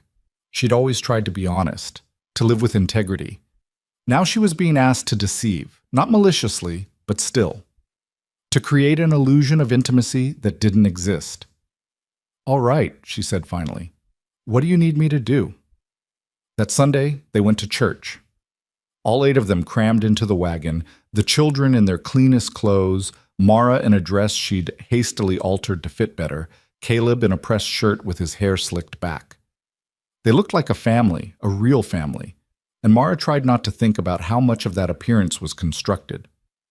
The church was small, a simple wooden building with crude benches and windows that let in more dust than light. It was already half full when they arrived, and Mara felt eyes turning toward them as they entered. Curious eyes. Judgmental eyes. Eyes that catalogued every detail. How close Caleb stood to her. Whether the children seemed happy. Whether there was any visible affection between husband and wife. Caleb must have felt it too, because as they slid into a pew near the back, he reached for Mara's hand. His palm was rough and warm, and the gesture felt both natural and completely foreign. She squeezed back, playing her part, and tried to focus on the minister's words rather than the weight of all that scrutiny. After the service, people approached them in the churchyard. Martha Brennan, with genuine warmth, introducing them to other members of the congregation. The Hendersons, who owned the general store and seemed friendly enough. The Caldwells, who had 6 children of their own and offered advice about managing such a large household. The Prices, whose daughter was about Sarah's age and who suggested the girls might like to play together sometime. And through it all, Caleb stayed close, his hand on the small of her back, his arm around her shoulders, small touches that said mine and together in a language everyone understood. Mara leaned into him, and tried to ignore how the children watched with a mixture of confusion and hope, like they couldn't quite figure out if this was real or pretend. You did well, Caleb said on the ride home. I felt like a fraud. You're protecting your children. That ain't fraud. It's not honesty either. Caleb was quiet for a moment, guiding the horses with practiced ease. You know what I think? I think there's different kinds of truth. There's the truth of facts. We got married for practical reasons. We don't share a bed. There's no romantic love between us. And then there's the truth of intention. I want to keep your family together. You want to be a good mother. We both care about what happens to these kids. The second one matters more than the first. Does it? When it comes to a judge deciding where 6 children belong, yeah, it does. Thomas was sitting up front with them, and he'd been quiet through the whole conversation. Now he spoke, his voice thoughtful. Papa used to say that sometimes you gotta do things that feel wrong because they're in service of something right. Mara turned to look at her son, surprised. When did he say that? Last winter, when he sold our extra blankets even though it meant we'd be cold. He said it felt wrong to sell something we needed, but it was right because it meant we could buy seed for spring planting. Thomas looked at her. This feels like that. Pretending you and Papa Caleb love each other might feel wrong, but it's right because it means we stay together. Out of the mouths of babes. Mara blinked back tears and nodded, not trusting her voice. The days continued to pass with relentless speed. Mara found herself hyper-aware of time, of how each sunset brought them closer to the hearing, to the moment when a stranger in a judge's robes would decide their fate. She threw herself into making everything perfect, keeping the cabin spotless, ensuring the children were clean and well-fed and happy, practicing the role of devoted wife until the performance started to feel almost natural, and Caleb matched her effort for effort. He moved into the main room at night, sleeping on a pallet by the fire so that if anyone came by unexpectedly, they'd find him inside rather than in the barn. He was more demonstrative with affection, ruffling the children's hair, pulling Mara close when others could see, creating the illusion of a family bound by love rather than necessity. In private moments, away from watching eyes, they'd drop the pretense. They'd sit on opposite ends of the porch and talk like the friends they were becoming, without the weight of performance. But those moments grew rare as the hearing approached, and Mara sometimes found herself confused about where the act ended and reality began. One evening, 6 days before the hearing, Caleb asked Mara to walk with him. They left the children with Thomas in charge and headed up into the hills behind the cabin, where the pine trees grew thick and the evening air carried the scent of resin and earth. They walked in silence until they reached a small clearing with a view of the valley below. I wanted to talk to you away from the kids, Caleb said. Mara's heart clenched. Is something wrong? No, maybe. I don't know. He sat on a fallen log and gestured for her to join him. I've been thinking about the hearing, about what happens after. After? If we win, and I believe we will, then what? We stay married, I guess, keep living like we have been. But for how long? Forever? Until the kids are grown? What's the plan? Mara hadn't let herself think that far ahead. She'd been so focused on surviving the immediate crisis that the future beyond it felt impossibly distant. I don't know, she admitted. I suppose we'd have to stay married at least until Silas gives up trying to claim them. Maybe a year, 2? And then? Then, I don't know. An annulment, maybe? Or divorce? Caleb nodded slowly. That's practical. Makes sense. But something in his voice made Mara look at him more closely. Does it bother you, the idea of ending this eventually? Shouldn't it bother you more? You're the one giving up the chance to find love again someday. I had love, Mara said. I'm not looking for it again. You say that now, but you're young still. Might change your mind in a year or 2. And you? She turned the question back on him. Don't you deserve another chance at happiness? Caleb's laugh was bitter. I had my chance. Lightning don't strike twice. They sat in silence for a moment, watching the sun sink lower, painting the sky in shades of orange and pink. A hawk circled overhead, riding the thermals, and somewhere in the distance a coyote called. I want you to know, Caleb said finally, that whatever happens at the hearing, whatever the judge decides, I ain't gonna abandon you. Even if we lose and Silas takes the kids, which won't happen, but if it does, you'll still have a home here, for as long as you need it. The kindness of it undid her. Mara felt tears prick her eyes and turned away so he wouldn't see. Why? She whispered. Why are you so good to us? Because somebody should be, and because... He paused, choosing his words carefully. because this past month, having you all here, it's reminded me what it feels like to have a purpose beyond just existing. The cabin ain't so quiet anymore. There's laughter and noise and life, and I didn't realize how much I missed that until I had it again. Mara wiped her eyes and looked at him. We've disrupted your whole life. Yeah, best thing that ever happened to me, if I'm being honest. Something shifted between them in that moment. Not love, not romantic love anyway, but recognition, understanding. The acknowledgement that they'd both been drowning in different ways, and somehow, impossibly, they'd found in each other a lifeline. Thank you, Mara said softly, for everything, for saving us, for fighting for us, for being better than anyone had a right to expect. You're welcome. Caleb stood and offered her his hand. Come on, we should get back before Thomas decides he's in charge permanently. They walked back to the cabin hand in hand, and this time it wasn't for show. It was simply two people who'd learned to trust each other, offering comfort in the only way they knew how. The night before the hearing, Mara couldn't sleep. She lay in the darkness of the bedroom, listening to her children breathe, and tried to imagine what tomorrow would bring. Would the judge see through their performance? Would Silas's lawyers tear apart their story? Would she watch her children being led away, crying, reaching for her while she stood helpless? The thoughts circled like vultures, picking at her sanity. Finally, she gave up and slipped out of bed, moving quietly through the main room. Caleb was awake too.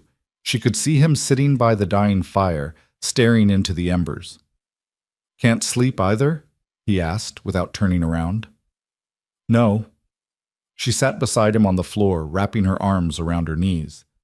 I keep thinking about all the things that could go wrong. Don't do that to yourself. How can I not? Everything depends on tomorrow. Everything. Caleb was quiet for a moment. Then he said, You remember what I told you the day we met? That you weren't meant to carry things alone? Yes. That's still true. Whatever happens tomorrow, we face it together. And if the worst happens, if somehow the judge rules against us, we'll figure out what comes next, together. He looked at her, his face serious in the firelight. You ain't alone anymore, Mara. That's the one thing I can promise you. The tears came then, silent and unstoppable, and Caleb let her cry. He didn't try to comfort her with empty reassurances or false hope. He just sat with her in the darkness, present and solid, while she finally let herself feel all the fear and grief and desperate love she'd been holding back. When the tears finally subsided, she felt empty, but somehow lighter, like she'd bled out poison and could finally breathe properly. We're gonna win, she said, and this time she almost believed it. Yeah, Caleb agreed. We are. They sat together until the fire burned down to ash and the first hints of dawn began to gray the eastern sky. Then they stood, and without discussing it, Caleb pulled her into a brief, fierce hug. It was the first time they'd embraced without an audience, without performance, and it felt different. Real. Like maybe the lines between act and reality were blurring in ways neither of them had anticipated. Get some rest, he said. You're going to need your strength. Mara nodded and returned to the bedroom, where she finally fell into an exhausted sleep. And when she woke 2 hours later to the sound of the rooster crowing, she felt something she hadn't felt in months. Not quite hope, not quite confidence, but something close to both. Something that said they had a chance, and sometimes a chance was all you needed. The day of the hearing dawned clear and hot, the kind of day where the sun seemed personal in its assault. They dressed carefully, Mara in her best dress, Caleb in his only suit, the children in their cleanest clothes. They loaded into the wagon in silence, the weight of what was coming pressing down on all of them. As they rode toward town, toward the courthouse, toward the moment that would determine everything, Caleb reached for Mara's hand one more time. She took it, and together they faced what came next. The courthouse sat at the edge of town like a tombstone, 2 stories of weathered brick with narrow windows that seemed to squint against the morning sun. Mara had passed it before on the few occasions she'd come to town with her first husband, but she'd never been inside, never had reason to. Now, as Caleb guided the wagon into the dusty yard beside it, the building seemed to loom larger than its actual size, casting shadows that felt prophetic. Other wagons and horses were already there. People who'd come to watch, Mara realized with a sick feeling.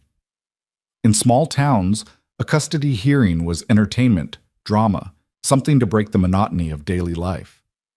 She could see faces she recognized from church, Martha Brennan and her husband, the Hendersons from the general store, others whose names she didn't know, but whose curious stares made her skin crawl.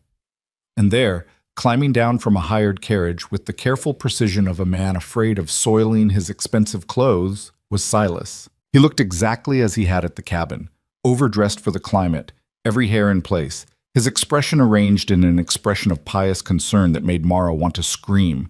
Beside him stood a man she didn't recognize, younger, carrying a leather satchel. A lawyer, probably. Of course Silas would bring a lawyer. "Easy," Caleb murmured, his hand on her elbow, steadying her as she climbed down from the wagon. "Remember what we talked about. Present a united front, show affection, make it clear they were a real family." Mara nodded and forced herself to breathe. The children tumbled out of the wagon bed, unusually subdued. Even Joseph, who was normally a whirlwind of energy, stayed close to Thomas, his small hand gripping his older brother's shirt. They knew. Somehow, despite Mara's attempts to shield them, they understood that today would determine whether they stayed together or were torn apart. "Mrs. Rourke," Silas's voice carried across the yard, formal and cold. "Mr. Rourke, children." Caleb moved slightly in front of Mara, not aggressively, just present, protective. "Ward, I trust you've prepared yourselves for today's proceedings?" Silas's eyes moved to the children, cataloging them like livestock. "The judge will want to speak with them, I'm sure. Assess their living conditions, their education, their general welfare." "They're fine," Mara said, hearing the edge in her own voice. "They're healthy and happy and loved. We shall see what the court determines." Silas turned away dismissively. "Good day." They filed into the courthouse with the other spectators. The children pressed close on either side of Mara and Caleb. The interior was dim and smelled of old wood and tobacco smoke. The main room held wooden benches arranged like church pews, facing a raised platform where a scarred desk sat empty. Behind it, an American flag hung limply in the still air. They took seats near the front, and Mara tried not to think about how this felt like preparing for an execution. Her execution, the death of her family as she knew it. People settled around them, their voices a low murmur that felt simultaneously too loud and not loud enough. Mara caught fragments of conversation. "Married so quickly. Barely knows the man." Those poor children, and had to resist the urge to turn around and shout at them. These people knew nothing. They'd seen her suffering from a distance but had done nothing to help, and now they sat in judgment as if they had any right.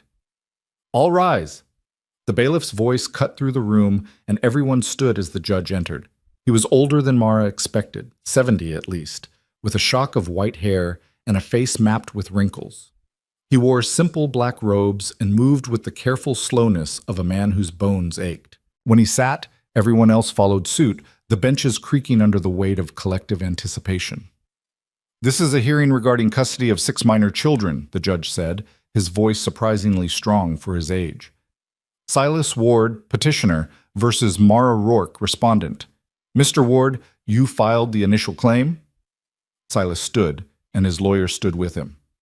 "Yes, Your Honor, I'm seeking custody of my late brother-in-law's children on the grounds that their mother is unable to provide adequate care." "And what evidence do you present for this claim?" The lawyer, a thin man with spectacles and a pinched expression, stepped forward.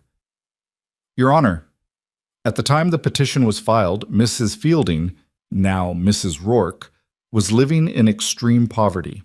Her husband had recently died, she had no means of support, and the children were suffering from malnutrition and neglect. My client, Mr. Ward, is a successful attorney with ample resources to provide these children with proper housing, education, and opportunities they could never receive on the frontier." "I see." The judge's eyes moved to Mara. "Mrs. Rourke, what is your response to these allegations?" Mara stood, her legs shaking, but her voice steady. "Your Honor, it's true that times were hard after my husband died, but I've since remarried. My new husband, Caleb Rourke, owns property and has resources. The children are healthy now, well-fed and happy. They're with their mother who loves them, in a stable home. A marriage that occurred quite recently, I understand. The judge glanced at some papers in front of him. Just 2 weeks ago? Yes, sir. Rather convenient timing, wouldn't you say? Mara felt the trap closing, but forced herself to meet the judge's eyes. It may seem that way, Your Honor, but the truth is that Mr. Rourke and I had been living together for over a month before we married. He offered us shelter when we had none, and over that time we developed feelings for each other. The marriage was a natural progression. It wasn't entirely a lie. They had developed feelings, just not romantic ones. But respect, trust, genuine care for each other's welfare. Weren't those feelings too? Silas's lawyer spoke up.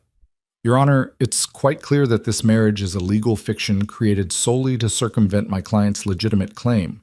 Mrs. Rourke married this man, whom she barely knows, purely to present a facade of stability. That's not true, Caleb said, standing. His voice was quiet but carried weight. Begging your pardon, Your Honor, but I married Mara because I care about what happens to her and her children. Maybe it happened fast, but that don't make it any less real. The judge studied them both, his expression unreadable. Mr. Rourke, describe your living situation. How many rooms in your home? 2, sir. Main room with kitchen and a bedroom. And all 8 of you live there? Yes, sir. It's snug, but it works. Where do the children sleep? The youngest ones with their mother in the bed. The older ones on the floor in the same room. I sleep in the main room. Mara's heart sank. That was exactly the wrong thing to say. It made their marriage sound like exactly what Silas was claiming, a legal arrangement rather than a real union. The judge's eyebrows rose. You sleep separately from your wife? The bedroom ain't big enough for all of us, Caleb said. It seemed more important that the children have space and comfort. How noble, Silas's voice dripped with sarcasm. A husband who doesn't share his wife's bed. Very convincing. Mr. Ward, you'll speak when spoken to, the judge said sharply. Then to Caleb, this arrangement does seem unusual for a married couple. We make it work, Caleb replied. The children's needs come first. The judge made a note, and Mara could practically see their case crumbling. She'd known the sleeping arrangements would be a problem, but hearing it laid out in court made it sound even worse than she'd feared. Your Honor, Silas's lawyer said, I'd like to call a witness, Mrs. Dorothy Keene, who runs the boarding house in town. A middle-aged woman Mara vaguely recognized stood and made her way to the front.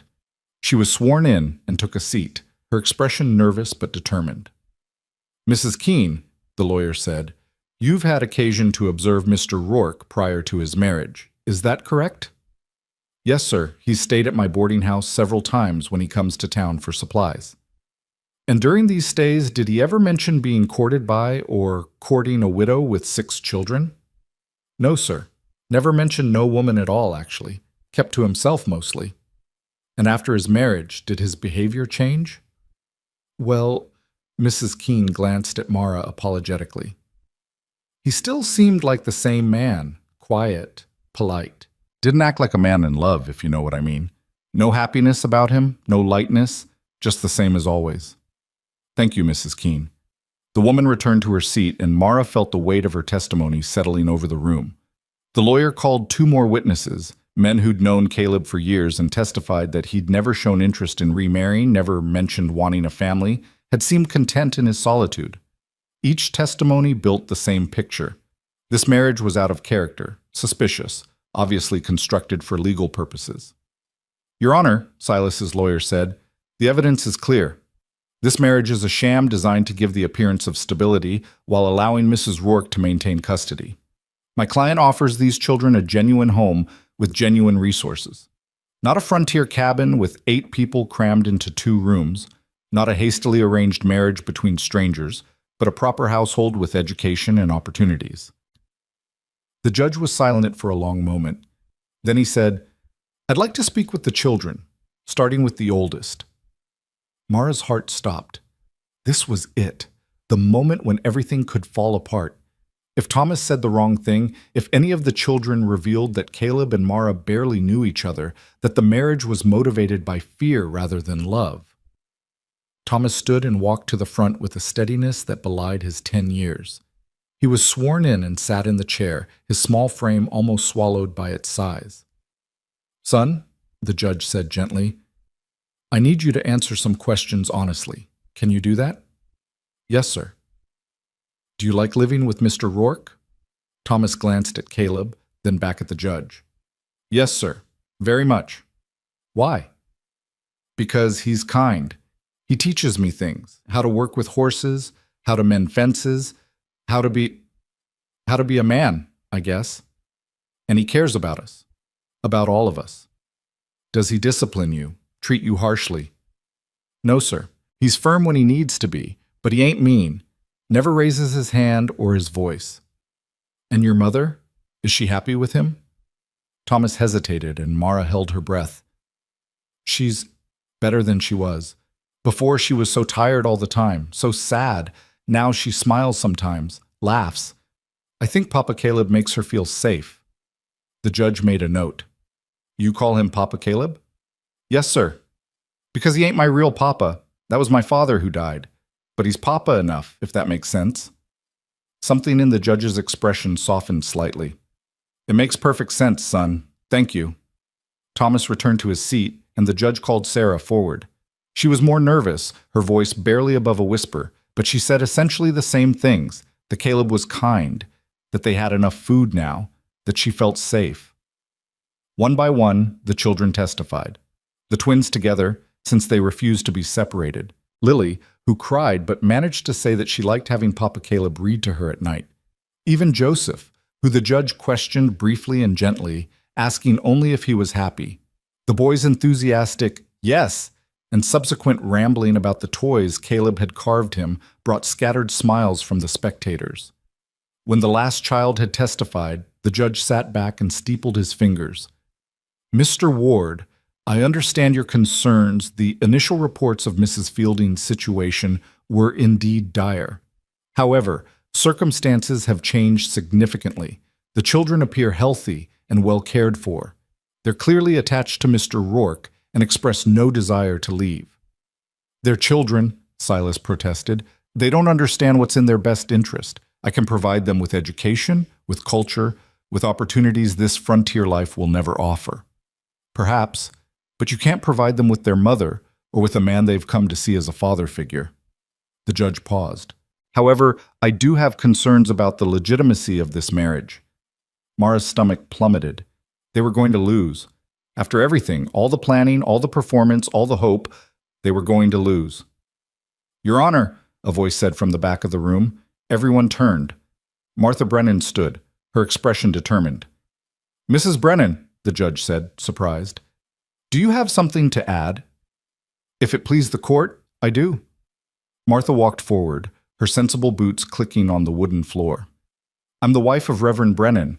I performed the marriage ceremony for Mr. and Mrs. Rourke, and I've observed them since." "And what have you observed?" "That they care deeply for each other, even if it's not expressed in conventional ways." Martha looked at Mara, then at Caleb, her expression kind. "I've been married 32 years, Your Honor, long enough to know that love takes many forms. These two may not have married for romantic reasons, but what I see between them is real. It's respect and partnership and genuine concern for each other's welfare. That's the foundation of any good marriage." "They barely know each other," Silas's lawyer interjected. "My husband and I had known each other 3 weeks when we married," Martha replied calmly. "Frontier life doesn't always allow for long courtships. You marry quickly because you need partnership to survive. That doesn't make those marriages any less valid." Other voices rose from the spectators. Henderson from the general store testifying that Caleb had been buying more supplies lately, food and fabric and things for children. The Caldwells saying they'd seen the family at church and they seemed as unified as any family they'd known. Others Mara didn't even recognize, speaking up in their defense. And Mara realized with a jolt of surprise that they'd become part of the community without even knowing it. That people who'd been strangers weeks ago had been watching, and what they'd seen was a family, imperfect, unconventional, but real. The judge raised his hand for silence. "I've heard enough." He looked at Silas, then at Mara and Caleb. "Mr. Ward, your concerns come from a good place. You want what's best for these children, and I believe that's sincere. However, the law is clear. Unless there's evidence of abuse or severe neglect, children belong with their natural parent when possible. Mrs. Rourke has demonstrated that she can provide adequate care. She has a home, a husband with resources, and the children are thriving under her care. Your Honor, Silas started. I'm not finished. The judge's voice was stern. The marriage may have been contracted quickly, and perhaps partially for legal reasons. But I've seen enough marriages in my time to know that motivation doesn't determine validity. What matters is the reality of the situation now, and what I see is a family that functions, that cares for each other, that meets the children's needs. He turned to Mara. Mrs. Rourke, I'm denying Mr. Ward's petition. The children will remain in your custody. The relief hit Mara like a physical blow. Her legs went weak, and if Caleb hadn't been there to catch her, she would have fallen. The courtroom erupted in murmurs, some approving, some disappointed at losing their entertainment. However, the judge continued, and Mara's brief joy faltered. I want to be clear. This ruling is conditional. I'll be asking the county to do a follow-up visit in 6 months. If at that time there's any evidence that the children are being neglected or that the marriage was indeed a sham that has since dissolved, we'll revisit this decision. Do you understand? Yes, Your Honor, Mara managed. Thank you so much. Silas stood, his face dark with fury. This is unconscionable. Those children deserve better than… Mr. Ward. The judge's voice cut through like a knife. You've had your say. The decision is made. I suggest you accept it with grace. Silas stared at Mara with such hatred that she instinctively moved closer to Caleb. Then he turned on his heel and stalked out, his lawyer scrambling to follow. The judge banged his gavel. We're adjourned. People crowded around them immediately, Martha hugging Mara, others offering congratulations, the children crying with relief and confusion in equal measure. Through it all, Caleb stood steady, his hand on Mara's back, anchoring her to reality when everything felt like a dream. They made their way outside into the brilliant sunshine, and Mara had to blink against the sudden brightness.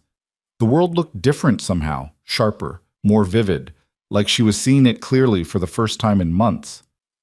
We won, she said, still not quite believing it. We did. Caleb smiled, a real smile that reached his eyes and made him look years younger. Your kids are staying with you. Our kids, Thomas corrected, appearing at Caleb's side. Right? We're a family now? Caleb's expression went soft. Yeah, son. I reckon we are. The ride home was nothing like the tense silence of the morning journey. The children chattered excitedly, their relief manifesting in noise and energy that Mara would normally have tried to quiet but now just let wash over her. They'd won. Against all odds, against Silas's money and lawyers and righteous certainty, they'd won. But as the cabin came into view, Mara felt a different kind of tension settling in. They'd won the battle, but now they had to live with the aftermath. 6 months until the follow-up visit.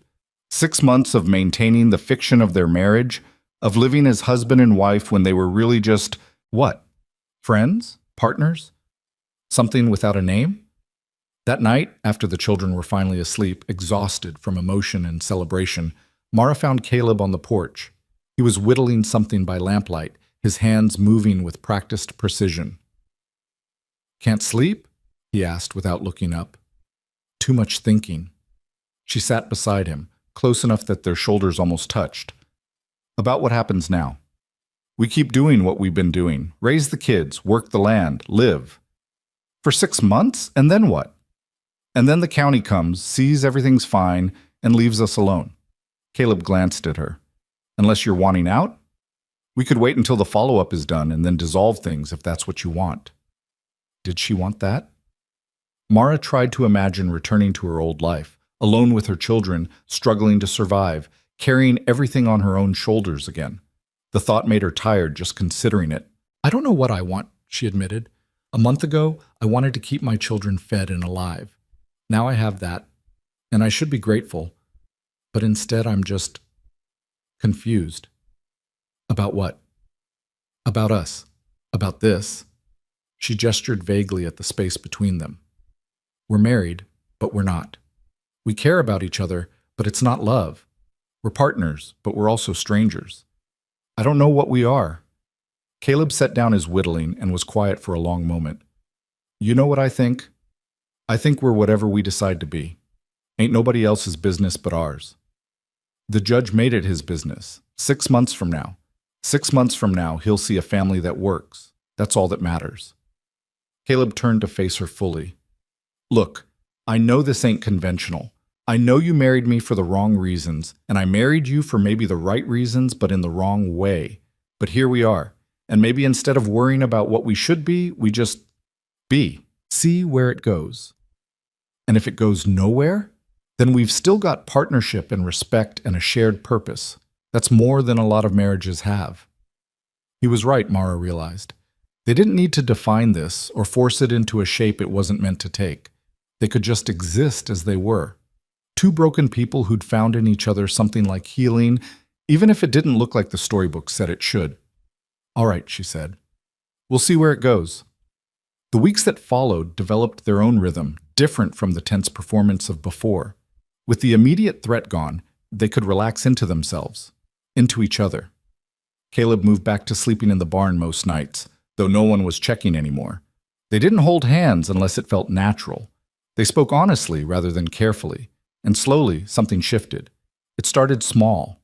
Caleb bringing Mara coffee in the mornings without her asking. Mara mending his favorite shirt with extra care. Small gestures of consideration that went beyond obligation. Then larger things. Caleb teaching not just Thomas, but all the children to read and cipher, spending patient hours helping them sound out words by lamplight. Mara staying up late to finish a shirt she was making for him, wanting it to fit properly, wanting him to look nice. They worked side by side in the garden, their movements synchronized without needing to coordinate. They shared private jokes about the chickens' personalities. They debated whether to plant corn or wheat next spring, and when they disagreed, they compromised rather than one simply deferring to the other. And one evening in late September, when the heat had finally broken and the air carried the first hint of autumn, Mara looked across the table at Caleb helping Joseph with his letters and felt something catch in her chest. Not love, not yet, but something adjacent to it, something that whispered maybe. That night, as they sat on the porch in the cooling air, Mara said, "I'm glad it was you." Caleb looked at her puzzled. "What?" "That day on the ridge, when you saw us. I'm glad it was you who stopped and not someone else." "Yeah?" "Yeah." She smiled. "I think we're going to be all right, Caleb Rourke." "I think you might be right, Mara Rourke." They sat in comfortable silence, watching the stars emerge one by one, and Mara felt something she hadn't felt in so long she'd almost forgotten the sensation. Peace. The follow-up visit came in early March, just as the land was beginning to show the first tentative signs of spring. The county inspector was a tired-looking man named Morrison, who seemed more interested in getting the visit over with than in finding problems.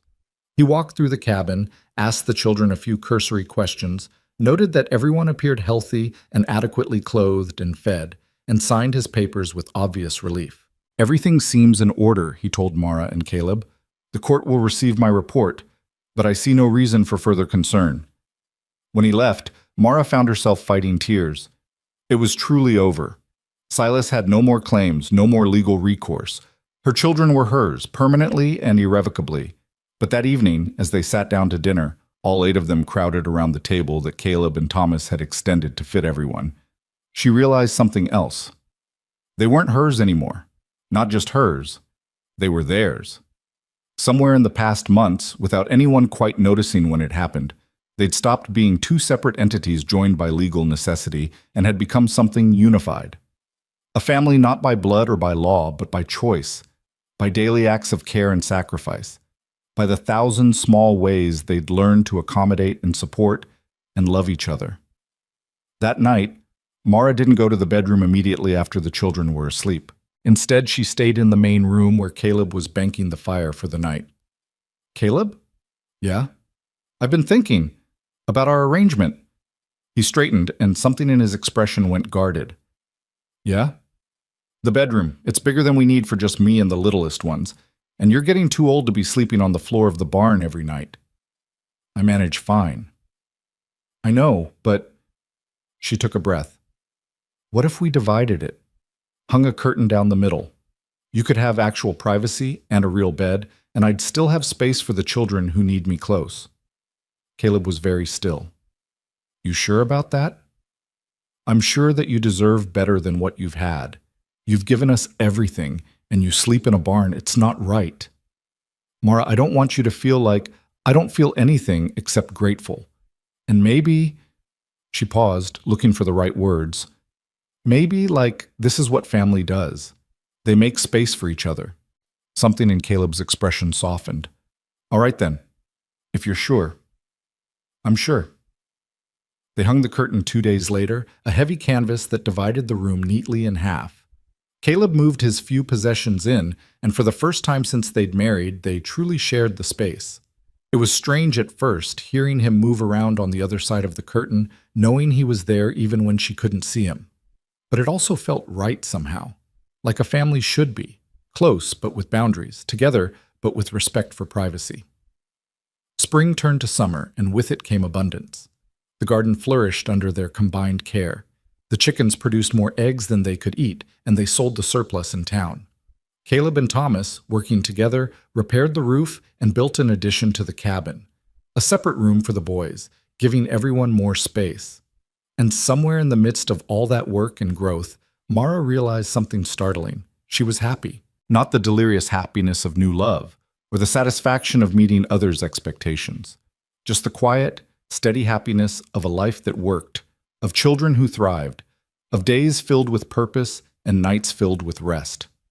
She was standing in the garden one July evening watching Caleb teach Joseph how to identify ripe tomatoes when Thomas appeared at her elbow. Ma? You love him, don't you? The question should have surprised her, but somehow it didn't. Yes, she said simply. I do. Does he know? I don't know. Maybe. Does it matter? Thomas smiled.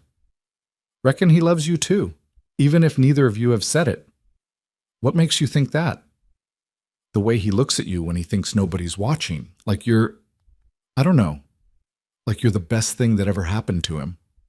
Mara's eyes burned and she blinked hard. You're too observant for your own good. Pa used to say that too. Thomas's expression went wistful. I miss him, but I'm glad we got Papa Caleb. I think Pa would be glad too.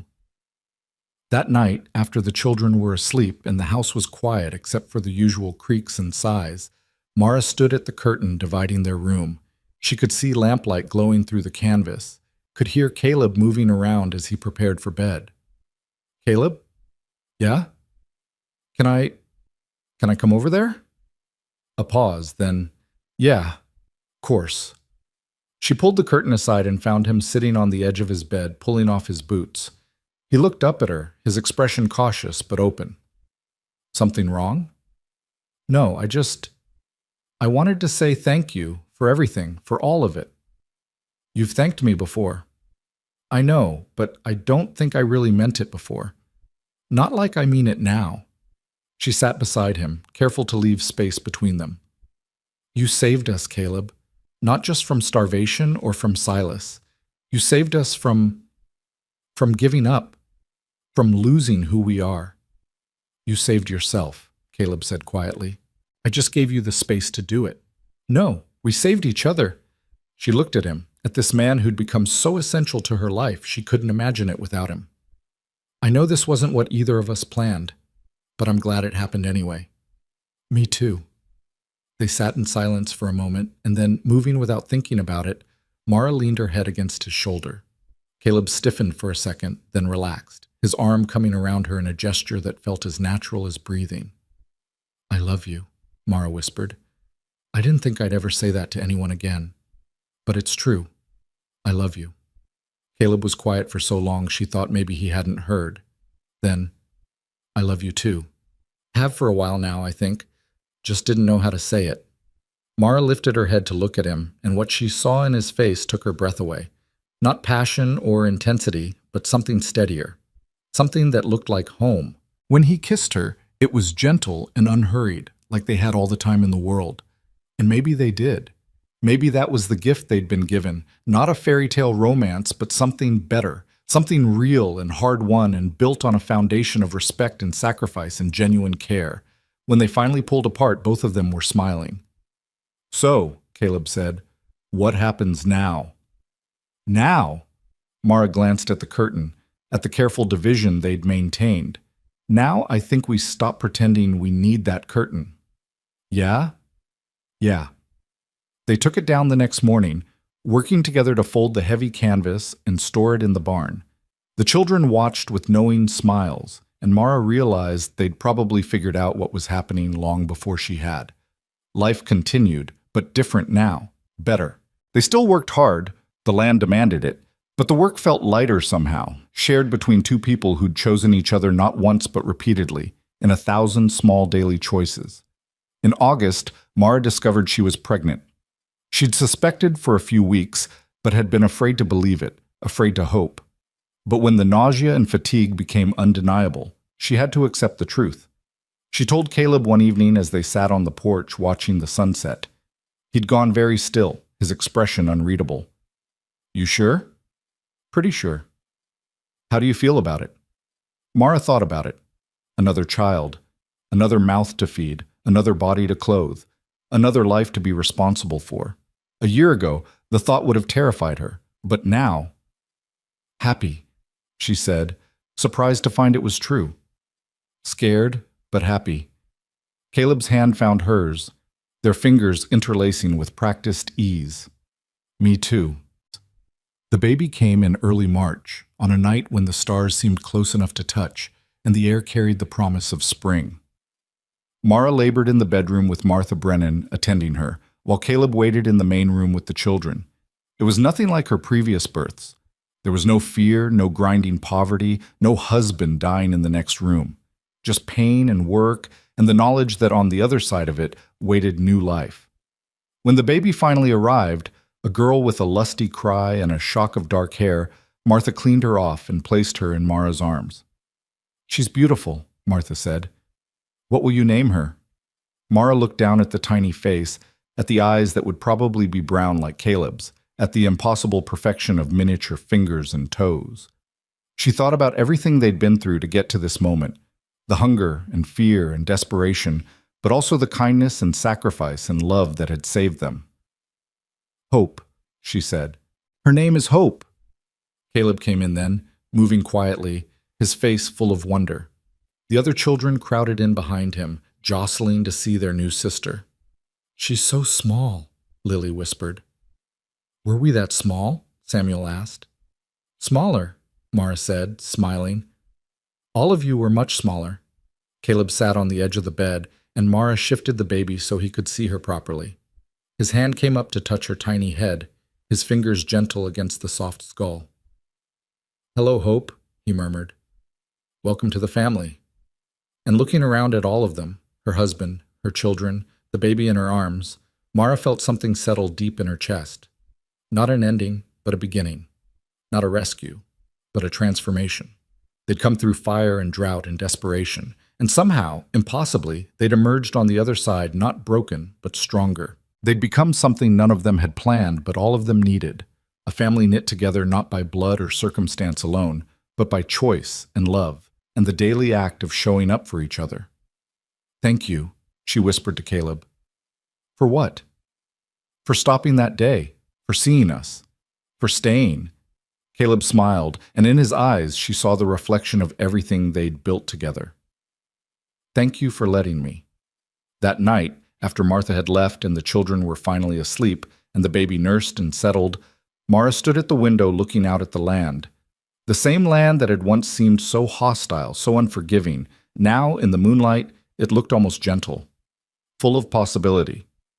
Caleb came to stand behind her, his arms wrapping around her waist, and she leaned back against his chest. "You know what I was thinking?" she said. "What?" "That day you rode up. If you'd kept going, if you hadn't stopped," she shook her head, "everything would be different. But I did stop. Why?" "Really?" Caleb was quiet for a moment. "Because I knew what it felt like to be drowning, and I couldn't watch someone else go under without at least throwing a rope. I'm glad you did." "Me too." They stood together in the darkness, holding each other, holding hope, holding the future they'd built from nothing. Outside, the wind whispered through the pines and the stars wheeled slowly overhead, and somewhere in the distance a coyote sang to the moon.